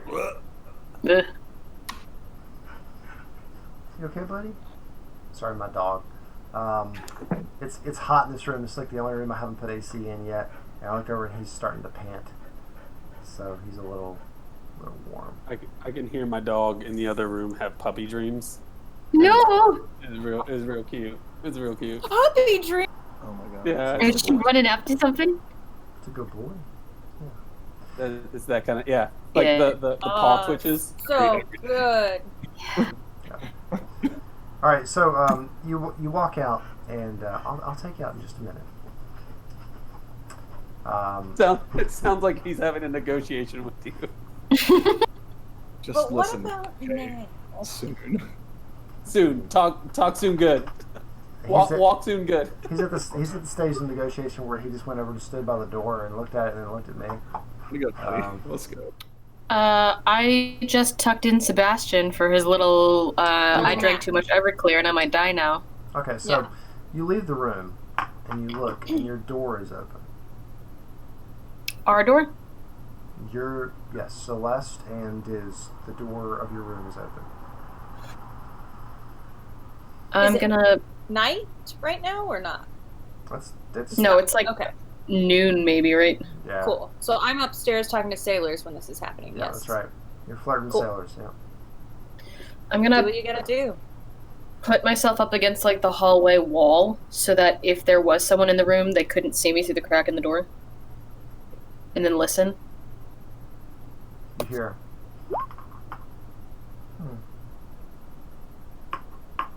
Does it sound like Mira? Make a perception check. Oh, now that I think about it, somebody probably was curious about the giant hole in the wall. For some reason. 4. You don't hear anybody, and what you do hear is muffled and uncertain. Almost cat-like. Well, I mean, I didn't leave any possessions in the room. All your I'm stuff's gonna in wait there. and... I don't... Most of my important stuff is like on my person, though. Yeah. So Play it casual, and then I'm gonna lean against the wall and wait for whoever comes out. Mira comes out. In another like beautiful tailored outfit. Her hair looks as perfect as it did when she was in the Jilted Maiden. Except she's holding. It looks like she's looking at herself in the mirror, but she's holding the mirror down here, and then her face changes. And you realize it's because there was a light from the mirror that fades and stops when she walks out of the room. Oh. And then she just looks up and she sees you. Oh, Morning. strange night. And she tucks the mirror into loop and like under her belt. I slept like a baby. I don't know about Celeste. Well, I'm imagining that was disruptive.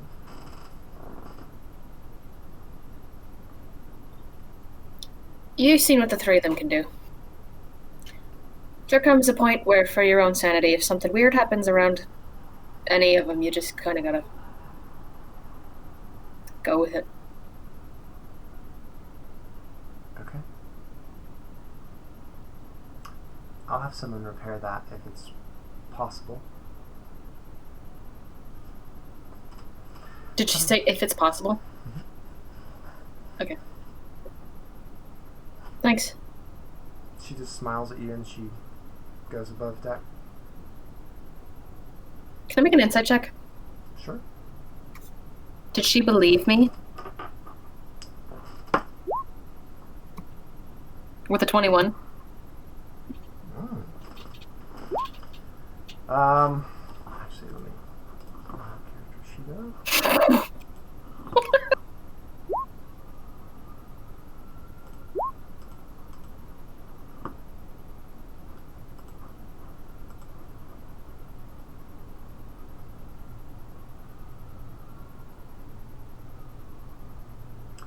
I'm glad I did.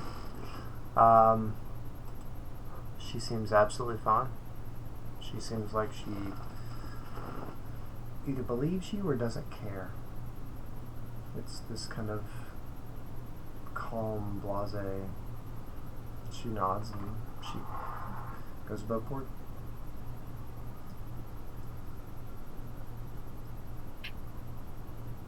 Go back in and see if either any of my stuff, or then work over to Celeste and see if any of her stuff looks like it was disrupted at all. Make a perception check.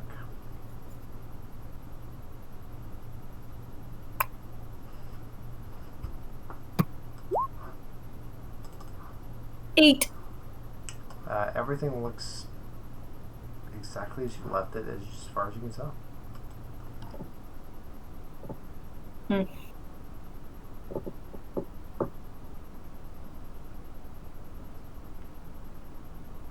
Well, I'm not trying to be around when somebody comes down to repair that, so I guess I'm gonna go try to find out where the navigator is.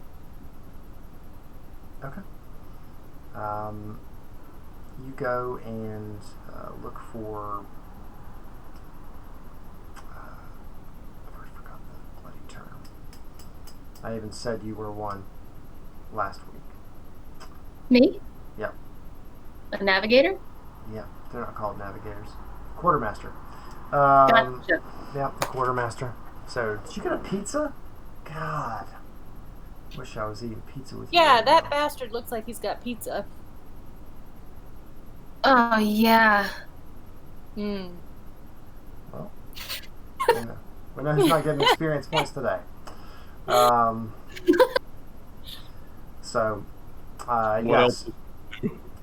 else? You go and you find the quartermaster of the ship. He's a surprisingly young man. Like how young? He looks like he's in his early 20s. Okay. Like you go into like the people are like he's usually in the captain's quarters, and so you go in your wrap and you don't hear that come in from like the big captain dude. So you just hear this like yes. And you poke your head in and you see him, and he's like thin, with like hair in a ponytail, kind of like a neat blue jacket, and he's leaning over the desk and he's jotting down something in a log book, and he's got a couple charts and maps near him, and he doesn't even look up, and he's like, yes, what is this about? Just a fellow bored sailor trying to keep themselves occupied, that's all. Oh, I did not expect to see you.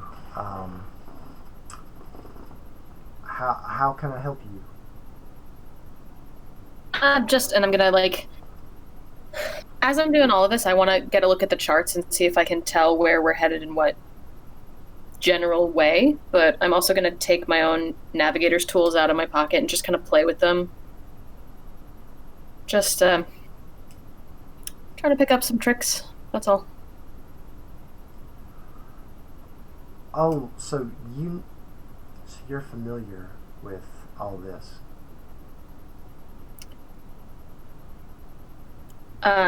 Lying?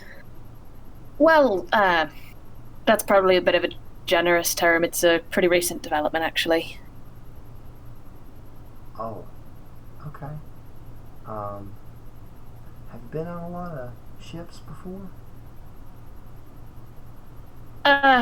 Yeah, for quite a while, actually, but, this part I'm not so familiar with. Make a deception check.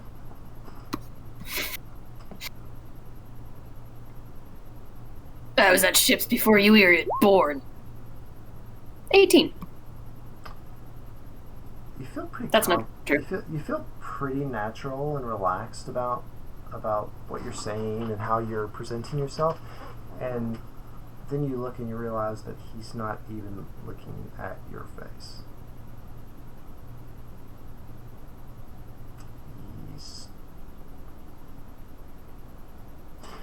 Right. Oh. Oh, and then he like flushes. He's like visibly paler than the rest of the people on the boat. Probably because he stays Spends inside. all day in a room. Yeah, okay. Yeah. And like I said, he's a little younger than most of the other sailors and stuff. So then he flushes deep red and says, "Oh well, I can. I could show you if. I mean, it's mostly just math and like geometry and. I mean, it's kind of boring, honestly. I wouldn't. Well, no, wanna- I mean, only if you had the time. I mean, you look really busy. I just, it's hard enough getting taken seriously in this kind of profession as it is. Is that right? Where you're from, it's not. Because I mean, my family. This is a good job for us. I mean, this is a big deal. But okay, yeah, maybe it's not a big deal. If you want to, you can. This is a map. He takes a deep breath, and then he's like, "What do you know? Can you show me?" And so he starts to show you some of the maps, and he's very awkward. Now trying As not much to as look I- at you. As much as I can, I am making him it appear as though he is genuinely imparting any information he says, even though I know everything he says. Luckily, though, for you, you do get full access to these charts that he's looking at right now, and it's obvious Okay. that he's about to make an easterly turn. You're on a southeasterly track right now, and you're about to make an easterly turn. And you look at the maps and you realize that you're about to hit the trade winds that blow east. So you're far south enough now. Wait, you gotta rewind like half a sentence. Okay. You're on a southeasterly track right now, Uh-huh. and you're about to make a big turn to the east. So it looks like you're about to hit those trade winds that blow west to east. That will make it easy for you to get to the other continent and be much faster, because typically in the northern part of the ocean, the winds are east to west. Mm-hmm. So Can I judge how many days until we reach our destination? no, because you don't like. I mean, he's only got the charts right now for this most recent stat, but you make an intelligence check, and I'll let you extrapolate based on like what you know of the maps and where you think Elmore is. Make a what kind of check? Just make a straight up intelligence check. I'm not gonna. It's not like a. It's like you're figuring out this problem in your head. Mm-hmm.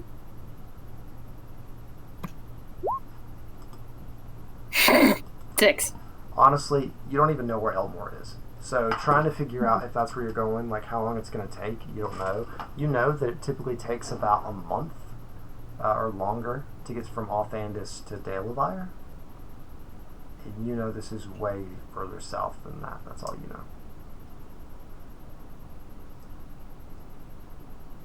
So, I can't help but notice you've only got... It looks like we're stopping in the middle of the ocean on your chart thingy. Oh, here. no, that's... Yeah, that's the chart I got right now, but we're I mean, home is well, I mean, here's the map of the Bayshore, and I mean, you know, as you can see, and he starts pointing out features, and he says, this is Rye, this is the continent where I'm from, and where all the civilized places on this continent are, and if you go all the way down, and then you take a right, and then you go a little bit back up, that's where we're from, and that's where we're headed. So it's right here. Oh, How long is that going to take? 3 months. Huh. Well. She doesn't freeze, I do, sorry. Just to keep up appearances, I let him explain, like, a couple more things to me if he wants to. And then I will, like, gracefully exit. As you start to leave, he says, what's your name? Oh, so sorry. I don't think I ever caught your name. My name's Desdemona. That's funny, I'm Desmond. That's Really? very similar. They are similar. And I just kind of, like, leave. They are similar. Alright. Yeah, he rolled a 1. He rolled a 1 on his perception. So, Perfect. yeah, he's distracted. Anyway, you get out of there, having a much better idea about your destination and what's going on. Sorry, guys. Let me mute for a second. Does anyone else want to do anything the rest of the day? That you can't drink anymore. Yes, I do. Okay. What do you want to do? After, like, everyone eats dinner or whatever and goes back, I'll knock on the ladies' room. Yeah. Celeste and Diz, you have a knock on their door that afternoon after dinner. Who is it? It's me. Go open it. Like, immediately, like, go up to him and, like, kind of, like, lead him into the room. And I brought, and I have one of the bottles of wine, and I checked it for stuff. Yeah, I felt like I need to tell you why I think Bass was after me, and I think you all got pulled into this, and I think you should know, because we're now on a fucking ship. Close the door behind him. Yeah, that's good. That's a good idea. Glance at the hole that's been punched in the wall and feel a little bit nervous about how secure our room is for just a second. The hole is it's not a hole. It's a crack. Indentation. Yeah, Indentation. And The architectural damage. It's on the outer wall. Okay. So yeah, it's not like in a room. Cool. It's like towards the ocean. Glance where it would be and be like, yeah. As long as there's no giant swells, you should be fine. it's fine.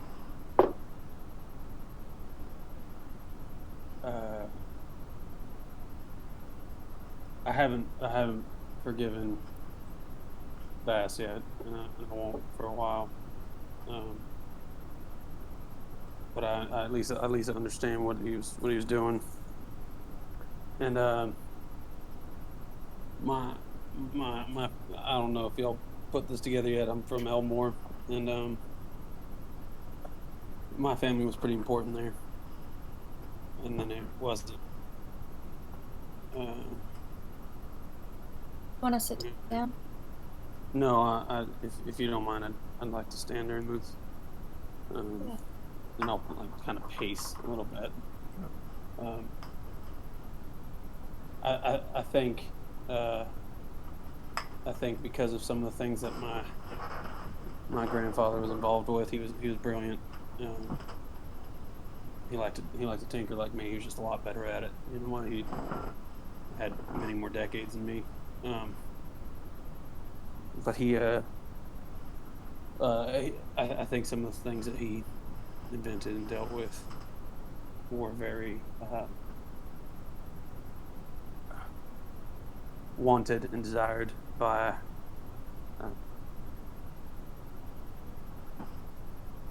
No, I'll find this other one, Delvar. And I just think that I think they hope if they get me, they'll get his secrets, but I don't even know them all yet. But it was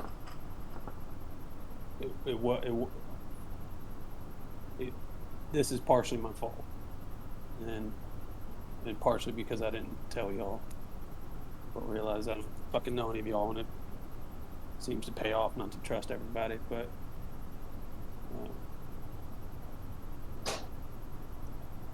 I don't want y'all to kill Bass in sleep. I've thought about it, but I just don't. I don't think he deserves that, but I also don't think he deserves to be forgiven yet. So, yeah, I'm sorry I kept some of this stuff from you, but honestly, I don't even know exactly what they want.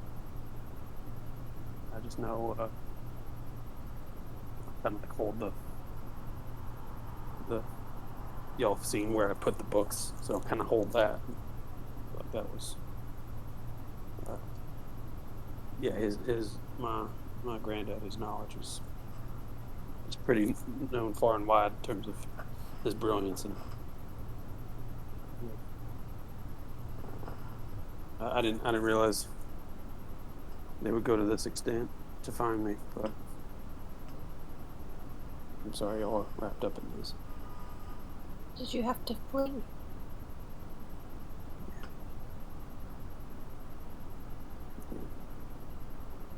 Holy shit. Is that a cat? This is Astra. I think she won't be as good at tinkering, but...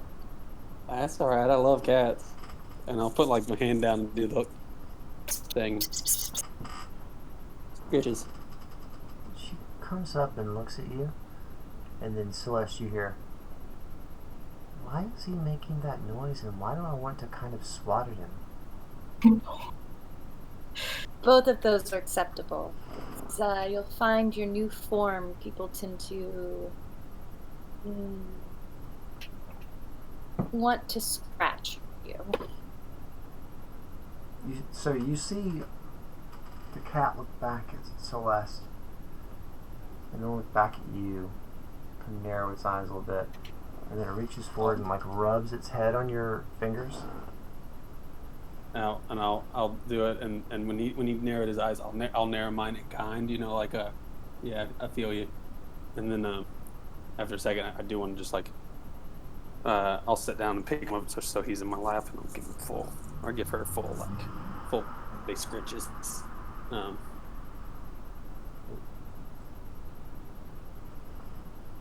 Having animals calm me down. So, thank you, Astra.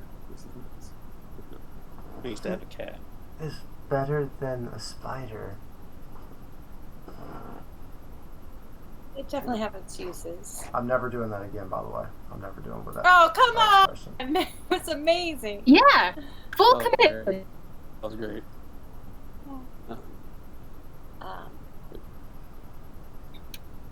So I just like go over to Wyatt, and like when he's like, I had to flee, I just kind of like, I can't imagine what it would be like. And then I pause and I like suddenly realize like this is exactly what I just did. I just fled.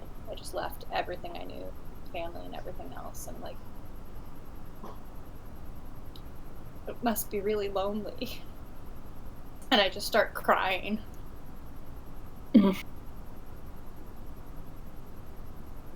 I gotta go over and make a Celeste sandwich now. Yeah, because like I think I'm gonna be like empathetic, and then I suddenly I'm like, oh my god, I understand this so much more than I thought I understood this. This is the worst. I was like, Diz was like kind of keeping it together, and then as soon as Celeste started crying, she was like, activate.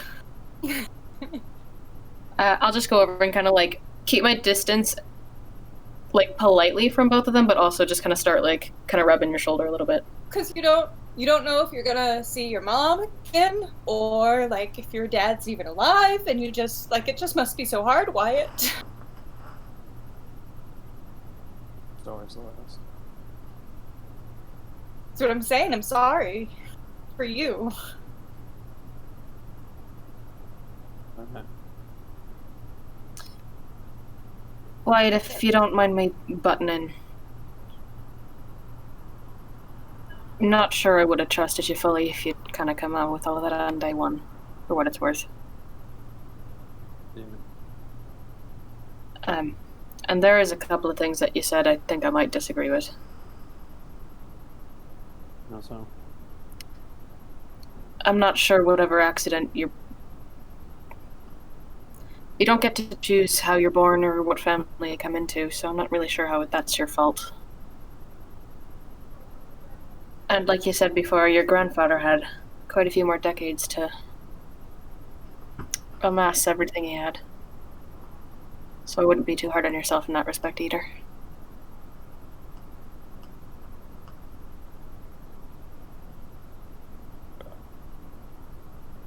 I honestly never considered that first part. That was kind of drilled into me. Family first. Right, I'm not saying that you don't get attached to him, or... No, like the name. The reputation. You were born into it, and therefore you have responsibilities because of it. I've never... Alright. Never thought about that, thank you.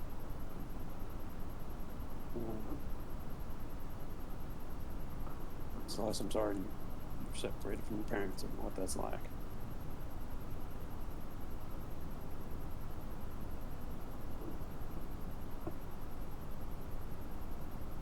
I didn't want to do it to anybody. Especially after.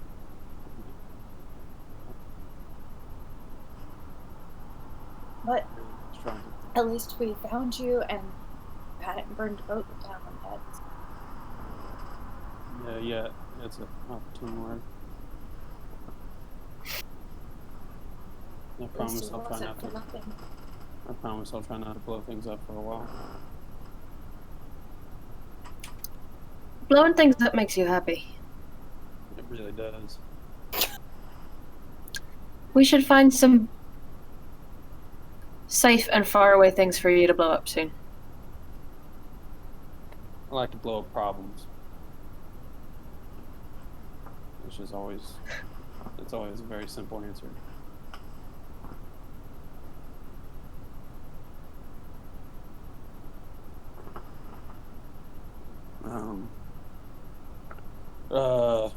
To get on a more serious note than we're already on, are you all comfortable with going with Mira? Do we know what she's thinking?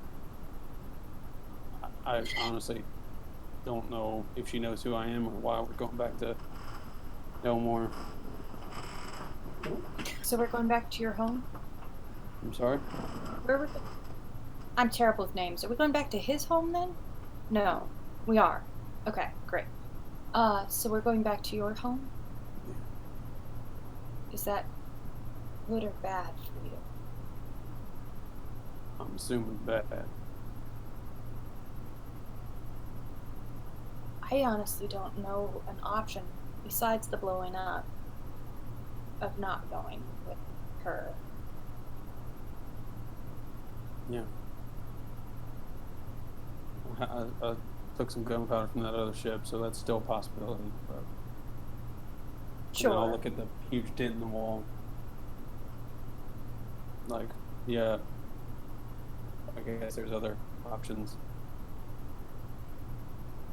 If it makes you feel any better, I had a enlightening conversation with the charming gentleman this morning. And we got about 3 months before we have to make any major decisions. It's gonna be a long 3 months.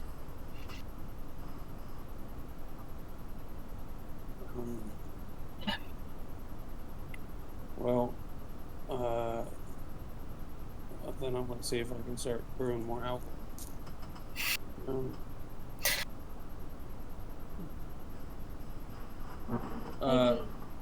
Maybe we just spend these 3 months. We didn't know each other well. So maybe we spend these 3 months doing that. Stockpiling some limes, outfitting one of their little, Yeah. what do you call them? John, what did you call them? The bigger than Pinnacle. jolly boats? Outfitting one of those little pinnacles. Blow up the big ship, see how far we can get before the sea monsters take us. Say we figure out who knows what and how we can get that information from them. We know Mira has a lot. She's obviously not telling us. And I kind of glance around the room and look, and I'm sure Wooden. There has to be someone else on the ship that knows things. Yeah. It's just still just absentmindedly like full body scritching. Yeah. I mean, do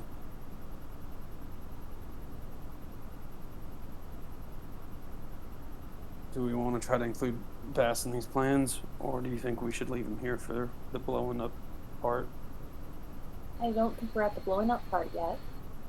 I want to plan for the future. Sure. I did try to have a conversation with him this morning, but he wasn't really in a state where he could form sentences. Like, look at you and like look very concerned. I think he hit the bottle a little hard.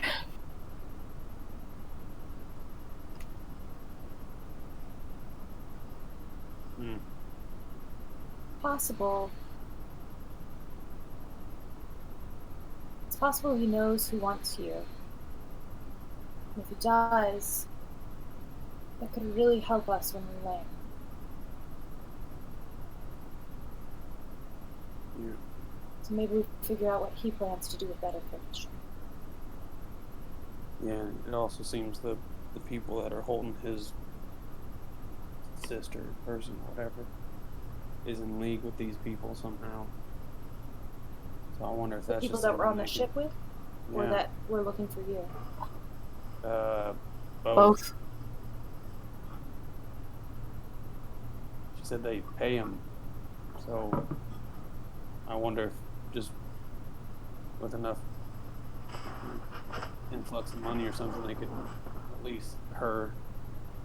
I don't know if there's a way that Bass would trust a letter saying that she was released, so I know I wouldn't. So are you thinking we help Bast? Honestly, it's a minute by minute decision whether or not to really help him or kill him, because I would have done the same thing, and I admit that. But I'm still just really pissed. The cage was not fun. No.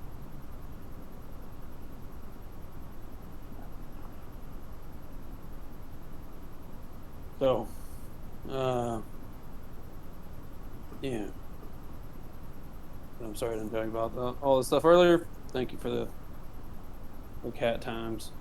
I needed to see a fluffer. And do we want to talk to Mira tomorrow? Do we want to? Do we have a plan for what's next?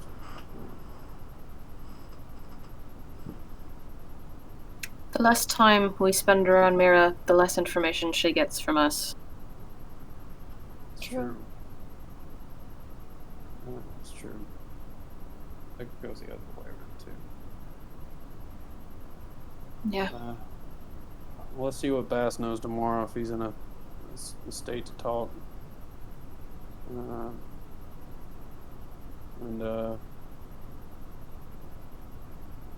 Yeah. All right. Good talk. Thanks for listening. Oh no. I'll put Asher down. Just kind of awkwardly start walking out and kind of pause next to Celeste and then just keep going. When he pauses by me, I just think about not hugging him for split second, and then I just bear hug him and pull him in, even though I know he probably feels uncomfortable about it. I just don't care. The hug is way more for me. Yeah, there's that really awkward moment for a second, and then the not that he's uncomfortable with the hug, just doesn't think he deserves it. And then when he leaves, he'll close their door, and then he'll go to Bast's room. Okay. Door shut. Open the door. Swings right open. Is he real passed out? He is 75% on the bed, with his head and one of his arms mostly in the floor, snoring. I'll get out some parchment and write on something and write on his desk and write on don't be useless. We need to talk tomorrow. And then I'll stab something through it, and then just to see how sleepy he is, I'll walk up and just pop him real hard on the forehead. Make a perception check, Bast, with disadvantage. I'm just gonna post this.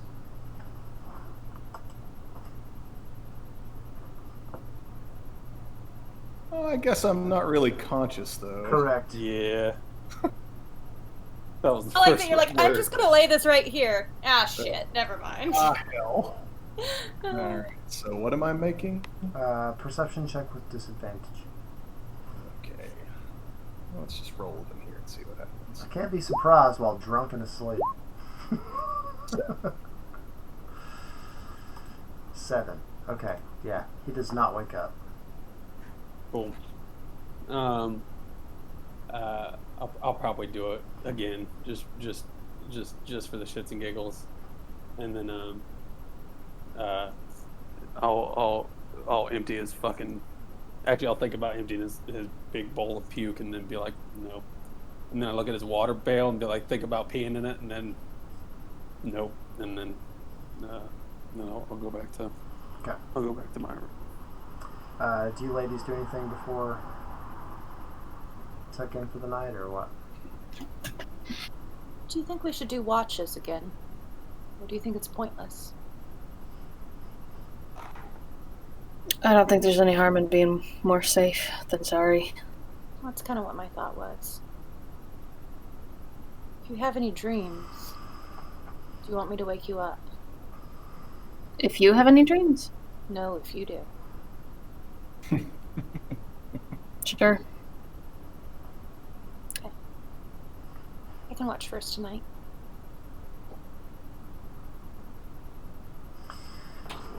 She misses you too, you know. And then I just kind of start getting myself into bed.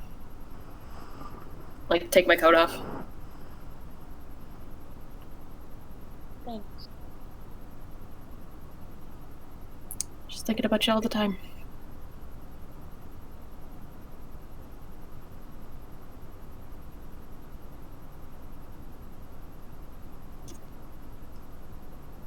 And I'm gonna purposefully roll away from her to go to sleep. I'll scratch Astra and just think in my head, do you want to be a spider tonight? Honestly, I'm fine either way. Whatever you need. Okay. And I just pet her then. I like that she's turned into just a therapy cat. Right, she really has. Okay, the rest of the night passes pretty uneventfully. no visitations, no dreams. You're all emotionally exhausted and or wasted. Yeah, I was about to say I'm gonna try to sleep in camp for a pretty long time. Yeah. And remember, I have a fucking alchemy jug, and I'll pour out 4 Mayonnaise. gallons of beer. Jesus Christ! And I'll probably drink a gallon of it, just so I can sleep. And even then, it's probably not even on the bed. It's probably in a corner somewhere, or like underneath the bed, just somewhere to hide. All right. You guys all wake up pretty early because in each room you wake up and Mira is there with the captain behind her. And so, Diz, you're on watch, and it's very early, like dawn. And she comes in, you're kind of bleary-eyed and trying to stay awake. She just sweeps into the room. Mira, I assumed you needed more beauty rest, given... That's enough. I need you and her presentable and in my meeting room in about 30 minutes. Thank you. And she just turns right around and leaves and shuts the door. Same thing for you, Wyatt. She sweeps. She sweeps in, and let's see what happens. Oh yes. Is there a DC dexterity check? I imagine. She just rolled it. Oh god, she's so fine. Don't worry about it. So she comes in, and Wyatt, I want you to make a perception check to see if you hear the bolt. That's a natural 20. So yeah. So you instantly sit up as soon as you hear it. Like, and I was sleeping with one of the pistols, and like that's out, like. And so you see, she is standing like this, and the bolt's like where her head was. She turns and looks at it, and she says, "Oh, I know now to knock." Yeah, that should be like a normal thing you do. Not when you own the ship. But yeah, I need you to be up, and I need you to be presentable. I need you to meet in the meeting room in 30 minutes. Thank you. And she walks out, shuts the door. Sebastian, you are woken too. Come on. Turn away from it. Do it. And you feel a set of cold hands on you. Not big man hands. Like these slim fingers touch your cheeks, and it feels like your entire body is shoved in an icy river. Like toe to crown, and like you just and you gasp, and you're no longer drunk. You are no longer no hangover. I got lesser. All of that is gone. And you're just like, ugh. Goddamn priest magic. You're like a little tired, but that's it. Praise Alyssa. Praise Alicia. You turn to look. Mira's standing there with her arms crossed, looking down on you, and there's a. Hey, Mira. And there's kind of a round woman with like dark hair and a bun, wearing dark clothes and with a medallion very similar to the one you have, who's looking down at you, and she's actually taking her hands away from your face, and she says, "I hope he's worth the trouble." And she just walks out of the room. Praise Alicia. Charming. So I need you to be up and presentable as best you absolutely can, and in the meeting room in 30 minutes. Thank you. She turns and leaves.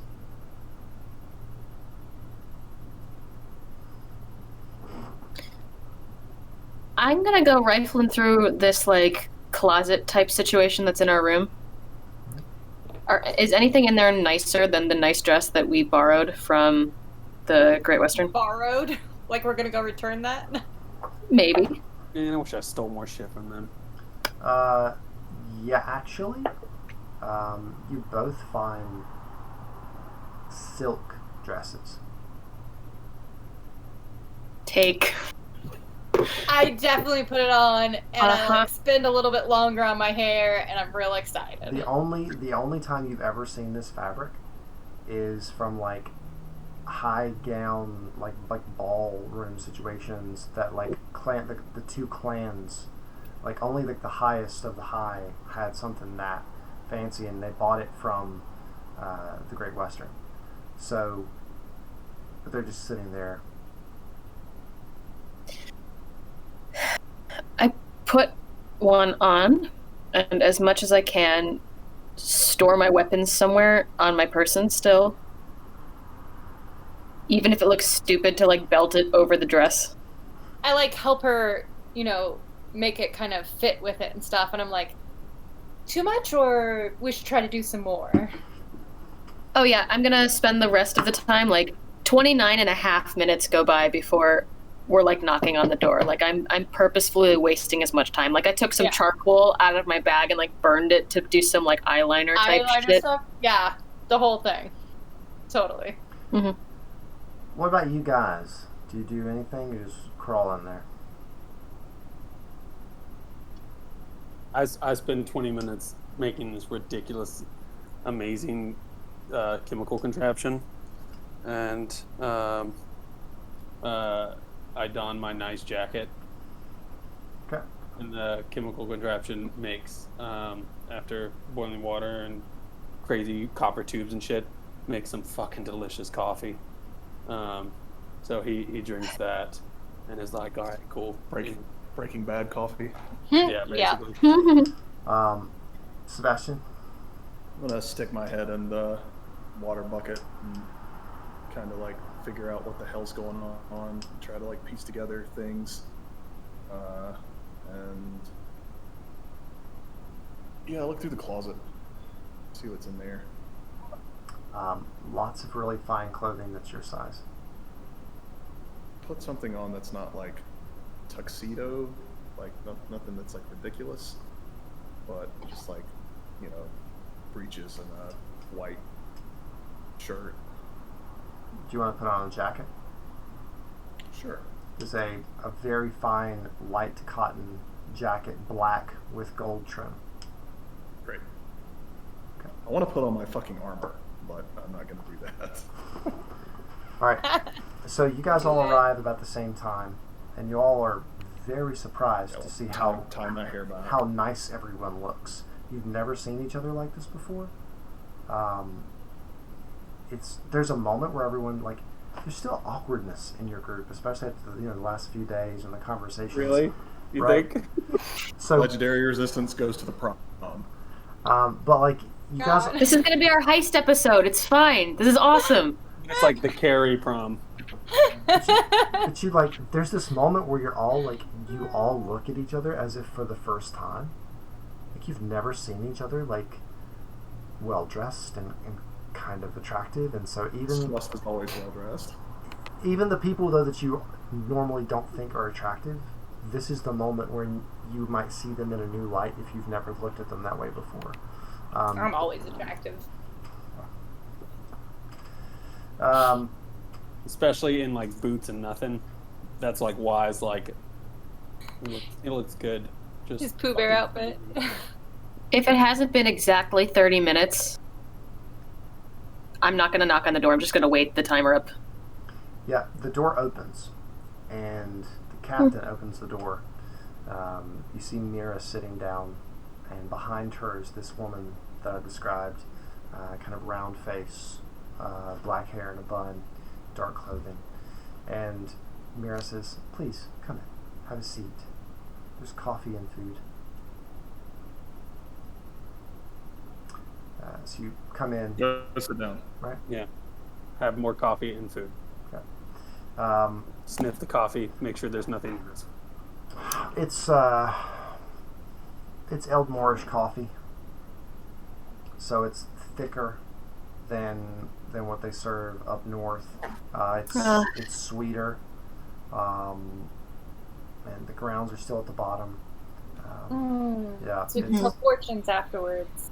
So, and the bread and the food, there's like salted meats and olives, fruit, and like the bread is not the preserved hardtack stuff. You have no idea how it's still good, but it still tastes fresh, and it's like everyone has like individual baguettes essentially almost. It's really, really amazing. But she's not touching any of it. There's no food in front of her. You sit down, she looks at all of you, and she says, so I've had word, and several things have been brought to my attention. So let's start with the beginning. When were you going to tell me, sir, and she looks at Wyatt, that your family are traitors? I would tell you if it was true. If one has a difference of opinion with the immortal Lord, that one is wrong. Can I make an insight check? Yes. Sorry, this is what I'm famous for doing. Does she actually believe that, or is she like parroting the line because she knows she has to? What is your question. perception check? Perception? Mm-hmm. Oh no, excuse me, insight. I'm sorry, you're right, insight. You're like, perception better. No, I wasn't. It's the same, isn't it? 14? She looks absolutely sincere. Propaganda has done a number on this country. 1,000% yes. However, I do also know that you yourself are not to blame for your father and your mother's actions. So, while there is a very high reward for your abduction, there is potentially a compromise to be worked out, depending on how you please the Lordship. Also, it seems that the organization is requesting a little proof. And it also sounds like you have some additional hang-ups in De Levire. Am I correct? Sebastian, with no surname. Sure. So what am I to do with this I just group? assumed that you knew that already, seeing as blackmail. And he basically Kidnapping. told you. Yeah. I can be extremely more specific, give you dates and lay out the whole. That I thought that's kind of where your business was. It's always amusing when someone tries to insult me with their small, pathetic wit, especially What? this early. What did your family trade, Wyatt? What was my family trade? That's right, you guys are traders? Yeah. We trade fine silks like these dresses.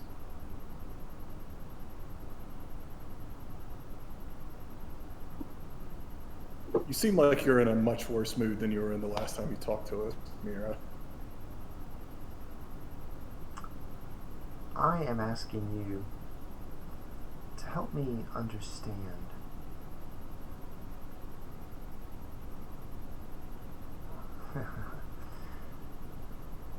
because you see, there are complications now. I don't like complications.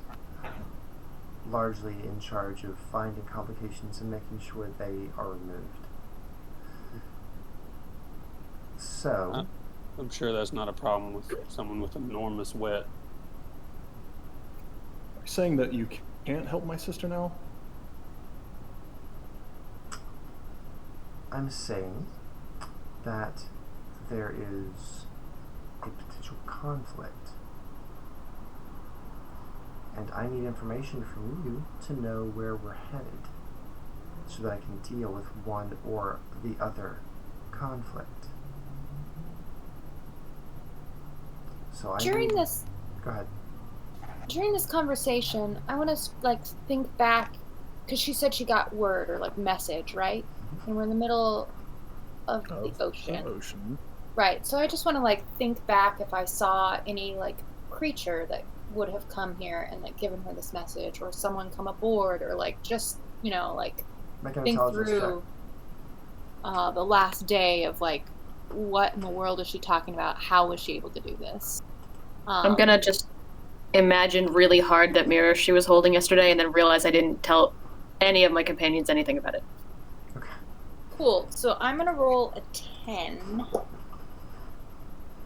And think real hard if I want it to not be a 10 for a second.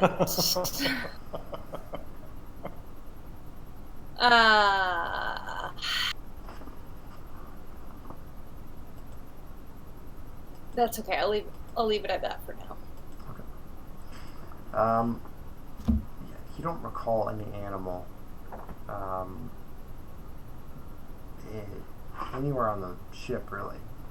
Okay. Or a person or anything that she would have gotten this message from, then.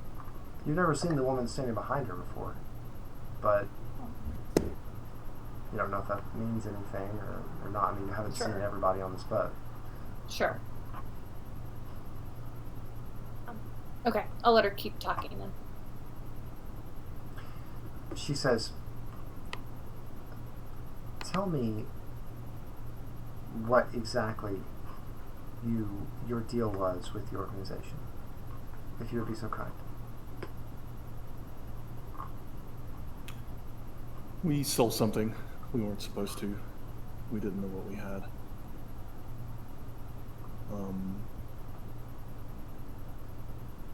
We crossed them and didn't know who they were. Didn't understand.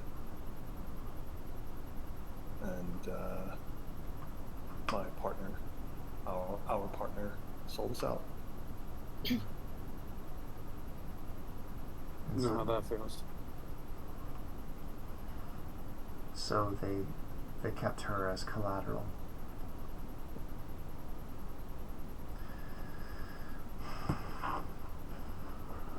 The criminal arts are a dangerous game, with risk always there, but it is a terrible fate to befall someone. So, they're in Delaware.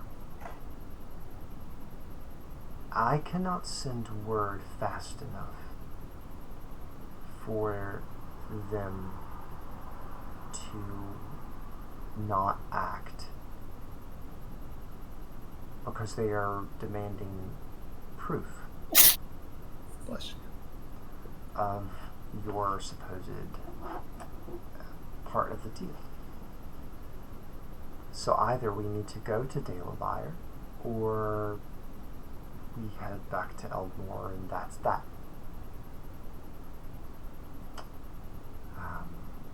And Wyatt, it seems that we can potentially get around your family's transgressions. However, it's also been brought to my attention that your family has already suffered some punishment.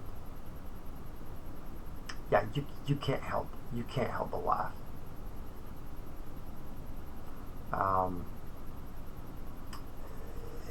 And it's possible that punishment may be sufficient for their crimes, especially since you were so young. So there is a path of redemption here for you, and I feel for more than just yourself. The Immortal Lord is incredibly interested in all of you and all of your futures. And so the rehabilitation of your family name is not out of the question. But we need to be quick. So, I'm here to see if you all have an opinion about where we should go.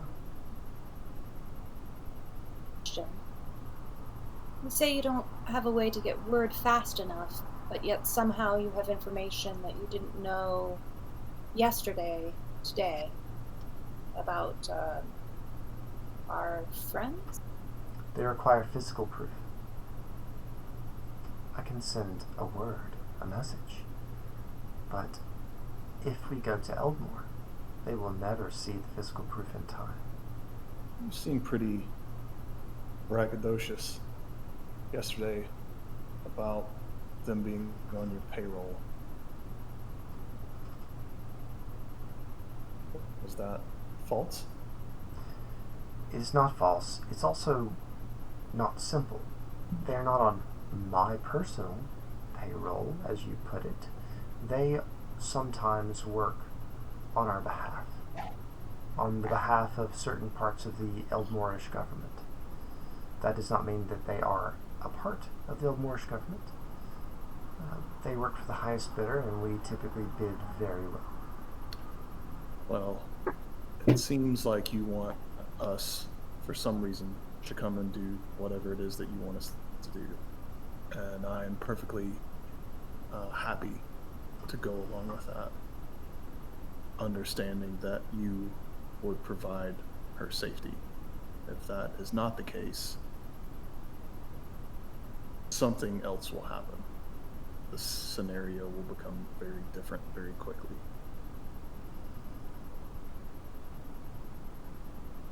Do either of you ladies have an opinion about this? Do you have an opinion about your current situation or where you're going?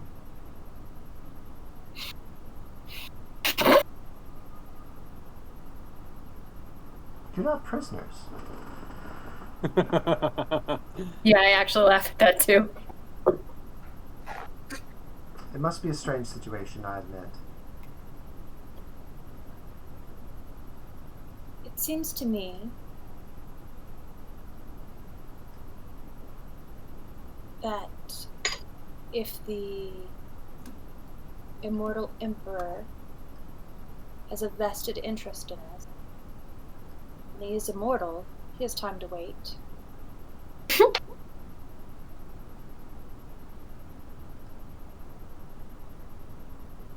Does anyone else say anything? Alright. I want Sebastian to make a persuasion check. I want Celeste to make a persuasion check. And then Wyatt, please go ahead. I was gonna lean to Bass and just ask him, did they just want to find me, or did they want me to stay there? What do they want? Nobody told me anything except get you back where I'm supposed to bring you. But I'm not sure, and then I raise my voice back to Mira and say, I'm not exactly sure why you're not answering my question. Can you or can't you? I have explained myself quite clear. What kind of physical proof do we need? Does Wyatt need to be there in the flesh? Yes. All of him? Yes. Oh, I have a weird look at Diz when she said that. I meant a piece of your hair or something. Here's your arm. I got a toe. Oh, if you want a toe, I can get a toe. Yeah. Her eyes go over all of you. And she stops on Bast.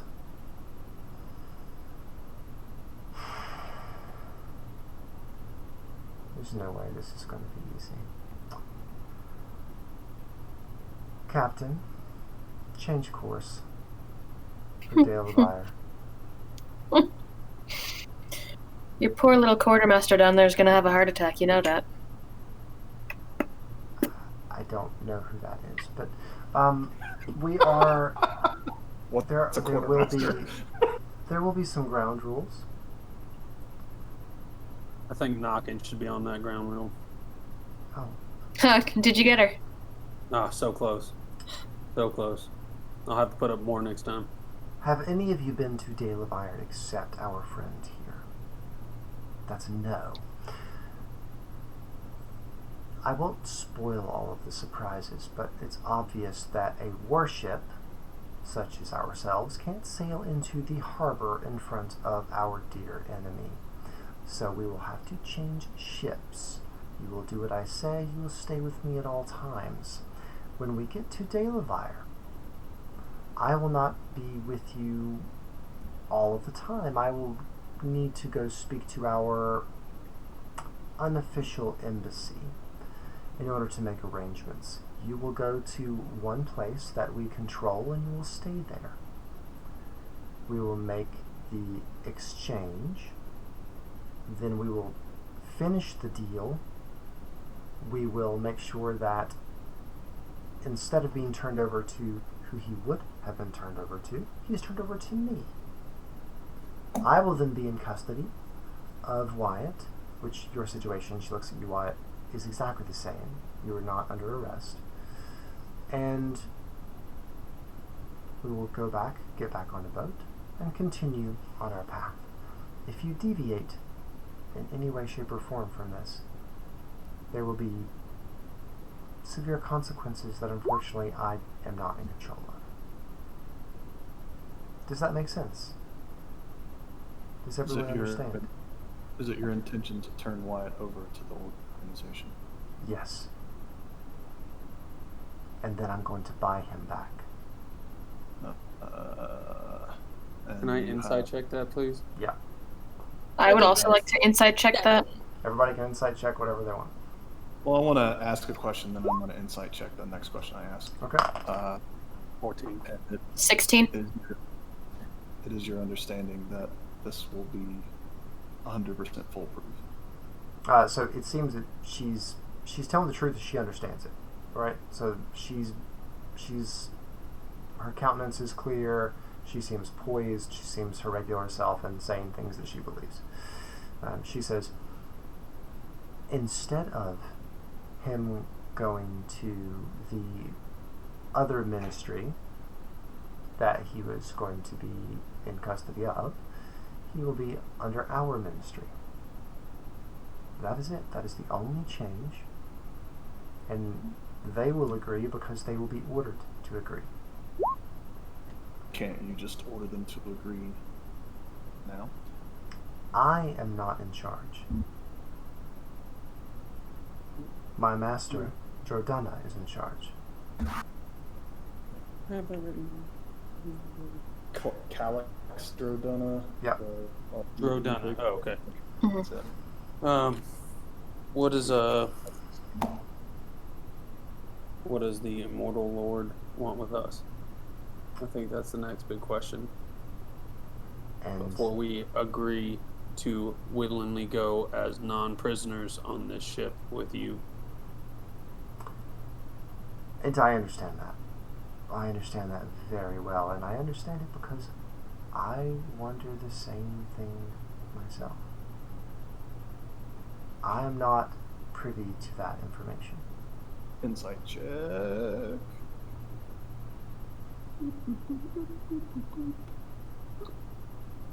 That's gonna be low.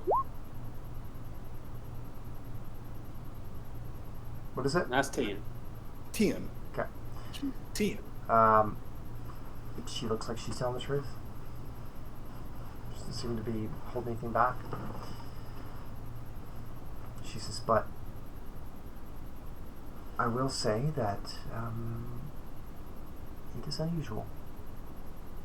And that must mean that there is something wonderful that is happening. Occasionally, our powerful, gracious Lord sees things and enacts things that we do not understand, and yet they bring about the most profound of changes upon this world. And Jesus, you will Lord. see it. You will see His glory and His majesty and His wisdom. Especially Celeste, because Celeste, we need to speak Because, Because you got sucked into the ruby. Sure did. have you ever been trained? Or did you teach yourself? I turn very, very red, and I just go, I guess we're going to have a lot of conversations, aren't we? Especially if you will be accepted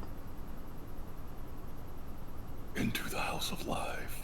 into the immortal House of Life. Have I heard of this? Oh yeah, and that's where we're gonna end tonight. Okay. So badly! The House of Life is, The magic school. do you want to keep my mouth shut, or is it okay to Shut talk about your cornhole, buddy. It's Hogwarts, I assume. it? Charlotte, I'll call you. I Yeah, have Jeremy. more questions. I will write them down, so I'm not going to talk to y'all for a minute. I apologize. That's right. It's 11:24, and at some point I had to stop that conversation. So Yeah, no, that's fair. I'm just the bitch who makes the biscuits. Y'all can shoot fire out of your hands. If you want to become a warlock of Rays, that sounds cool. Come on over. Just sell your soul. Come on over. Come on over. I don't even think Rays would do that. Yeah. You did a pretty good job of like I don't know what the fuck's going on. Do whatever the fuck you want. Like you definitely channeled that angsty thing that Rays did. And then just hitting the boat. Yeah, that's pretty funny. Okay, so do you guys want to do the three things or not? Always. Always. So We've made it this long. Come on. let's do it. John goes So- first to the three things. Absolutely not. If you are watching this for the first time, we do three things, three favorite things of this session. Our favorite thing that happened, our favorite roleplay moment, and the favorite thing that someone else did. Those are the three things. Who wants to go first? I'll go. It's pretty broken up, the things that I wrote down, so maybe people can help me with it. Yeah. Early on in the game, Diz did something where she said, historically speaking, and I was like, I'll absolutely remember the rest of this sentence, but have no idea what it was. Historically speaking, bad things happen for me when I come between a man and his wife. Yes, that's what it was. So good. A fucking plus. That sounds like a fun story. The second one was the scene with Rays. That was great. It's just hilarious. Childish man-child thing. Kyle in the basement. The drywall was sweating. Yeah. And hang a picture over it. And somebody said go with it. I think that was Diz also, and I don't remember the context of that either. I'm gonna have to take better notes. At some point, Mira came in and she was like, "What happened to the wall?" Not in so many words, and I was like, No, it was. "You've seen what they can do. At some point, you just have to kind of accept it that holes will be blown in your wall." Mira? It was when you, when everybody's like, "What the fuck's going on with the ship?" and you're just like, I know what happened. No, what happened with the ship? Awesome. That was it. Awesome. All right, who wants to go next? I'll go. I really enjoyed when Diz was like pretending not to know, and then she rolled really terribly, and then Charlie rolled really well. So it was just like, come on. I really enjoyed that, and you were very sweet about that. Whereas again, like I think any of the other three would have been like, come on, like you're very diplomatic about it. I also really liked. Charlotte said that she like half wants to poison that wine at the very beginning of the game, like coming out of the gate strong. I love that. Immediately followed by Celeste was like avoiding being alone with Bast, and then the whole conversation afterwards was so awesome. Of like, no, tell me what I think. That was just A fucking plus. Just and then I really, really liked Cat Astra. That That's whole on mine too. that all of it. Castor. Yeah, Castra. and Tester cat. and I have written down, and for some reason I don't know what that means either. When I was like, come here, and she's like, it's like, oh no, when you asked her to do something, like She's get like, in I the don't bed wanna with do this. this, but Yeah, I'll she's like, do for it. some reason I don't want to listen to you, and and I'm like, that's the most cat response of like Yeah. newly formed cat of like, It's like, yeah, I really want don't to. like listening to humans. Yeah. I'll do the And exact then opposite of what they I want. want to come, but I also want to swat at him. Yes. Yeah. You're gonna all put her of that. back in. You're gonna put her back into a spider, and she's gonna be like, "Actually, I don't want to go down there. Sorry." Thank you. I don't want I don't like that keyboard. Oh, you're using that keyboard? Yeah, I love that keyboard. Yeah, that keyboard's my favorite. Yeah. And then I really liked Jeremy's alert. He like dropped the alert feat and was like, ha ha ha, and he's like, I'm unconscious. So it did not work at all. No, I almost put it in the chat. I really didn't remember the last 4 words of that description. Yeah, no, I really like that, and I love his explanation of being like blackout, like almost belligerent, but super sorry drunk. That was good stuff. It's good stuff. All right, man. Who's last? Which man? We have 2 more. Oh, 2 more. Doug. Oh, sorry. Please. I'm just long. Go ahead. I don't know. Go ahead. I also had Celeste being like, no, please tell me what I think. Like, that was the first thing I wrote down. But I think my favorite thing that happened, I can't wait for Jeff to start making fun of me in the group chat again because my face was so loud. But when Astra started talking about Diz, and Diz has no idea still, but I was really pleased about it because Cat. But also that she called her fangs specifically. And then I have Sebastian and Wyatt put aside their differences to dunk on Mira. So like right in that last conversation, when when Sebastian like completely talked over her and was like, "So sorry, what did your family trade?" And Wyatt was like, "We're still no, but we have a common enemy now." Yeah, sorry, we traded these fancy silks. Like that was just like for a hot second, we both have to be shitty people to the same person. Truce. I did that time with the vacation thing. That was That's what I had. Vacation. Summer Yeah. vacation. So my number one thing is for kind of a general thing where all of you push me to do better, and that is awesome because I sometimes can like I'll get a little bit emotionally tired with these games a little bit because it's like here I'm like, oh god, we've got to have another big conversation. Okay, and I think that I can have a bad habit of sometimes being like, I say this or I feel this, and then I'm like, no, I gotta like be in that moment, and that's really cool because you guys all do a really good job of pulling that back into it. And you saw that over and over again, like when Wyatt showed up with the wine, and then like his flip of like talking and then being like, the way you can remember The hell stuff is of like, that, a there's cat? a cat. Yeah, exactly.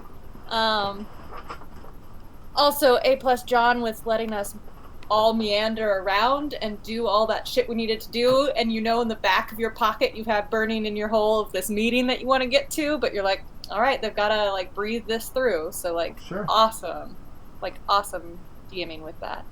And my favorite thing that Sebastian did was the fighting with his sword or thing that he doesn't really understand at all. He's like, It's like a yo-yo. Yeah, he's like fucking around with this like very important relic thing that probably shouldn't be. Making all the A fan. making Yeah, all you the were- sailors you were- uncomfortable. You were in your character selection screen, just like cycling through weapons. Yeah, exactly. Changes his. Yeah. And I love the chat today too. By the way, chat was on point tonight. Good job, Yeah. everybody. It was hilarious. So that was excellent. John, what were your favorite 3 things? Yes, John. John's turn. Yeah, so my favorite things tonight, my favorite thing out of all was just you guys. I mean, like, your roleplay tonight was excellent across the board, and I feel like everybody got to contribute a lot of really good role play. It felt really, really good, really even. Tonight was the first time I ever really felt bad for Sebastian. Because all this other stuff I've known it's coming. But what was the fallout? Like, that was always a big question for me. Like, how would it pan out? And so to see how it's starting to turn out, tonight was the first time I was like, man, because he's in there just like wasted and feeling terrible about himself, and you guys are going on doing your own thing, and so that's tough, and so, but it's also good. It's like good story. It's good story stuff. One of my favorite lines actually was, "No, go on, keep describing." I thought that was so funny. I try not to crack up. You guys cracked me up a lot tonight. That was hilarious. And I don't know. There were so many good moments. I feel like tonight. There were so many really, really, really strong moments. Like Wyatt had an amazing game. I feel like he got to stretch his legs and grow and be there and chew the scenery a little bit, and that was so wonderful to see. Diz had a great game. She was so active and in her element, and then but interacting with so many different kinds of characters and creating scenes, right? Going and talking to the quartermaster, who me early in the game, I'm not going to sexualize women, and then I make him just stare at your chest. Listen, if he's dumb enough, he can do whatever he wants. I just need the information. If he wants to stare at Fangs' chest. Well, he rolled a 1, and so I was like, I gotta do something, and that's yeah. I thought Diz had an amazing night. And Celeste, the stuff with Astra always surprises me. I never plan any of that. And in fact, when you talk about Astra, I'm always like, oh yeah, whoops, and it's a joke amongst dungeon masters about how much they have to play pets. I don't know if you guys know this. Oh yeah. Yeah. And so Josh and I have riffed on this for a little bit about how much, and I never know how it's going to go or how it's going to do, and then I see all your reactions and I'm like, oh, this is good stuff, evidently. So yeah. I left my heart to heart with Astra walking back to my room. Yeah, I wrote down Celeste has 2 moms, because as soon as Astra was like, is something wrong? I was like, oh my god. 3 moms, if we count. 3 moms, yeah. Oh yeah. I thought Div was talking about her, and then I remembered that Celeste had an actual mom, and that was... No, she totally was. Yeah. So we're going to end this game. Anyone who is still watching, thank you.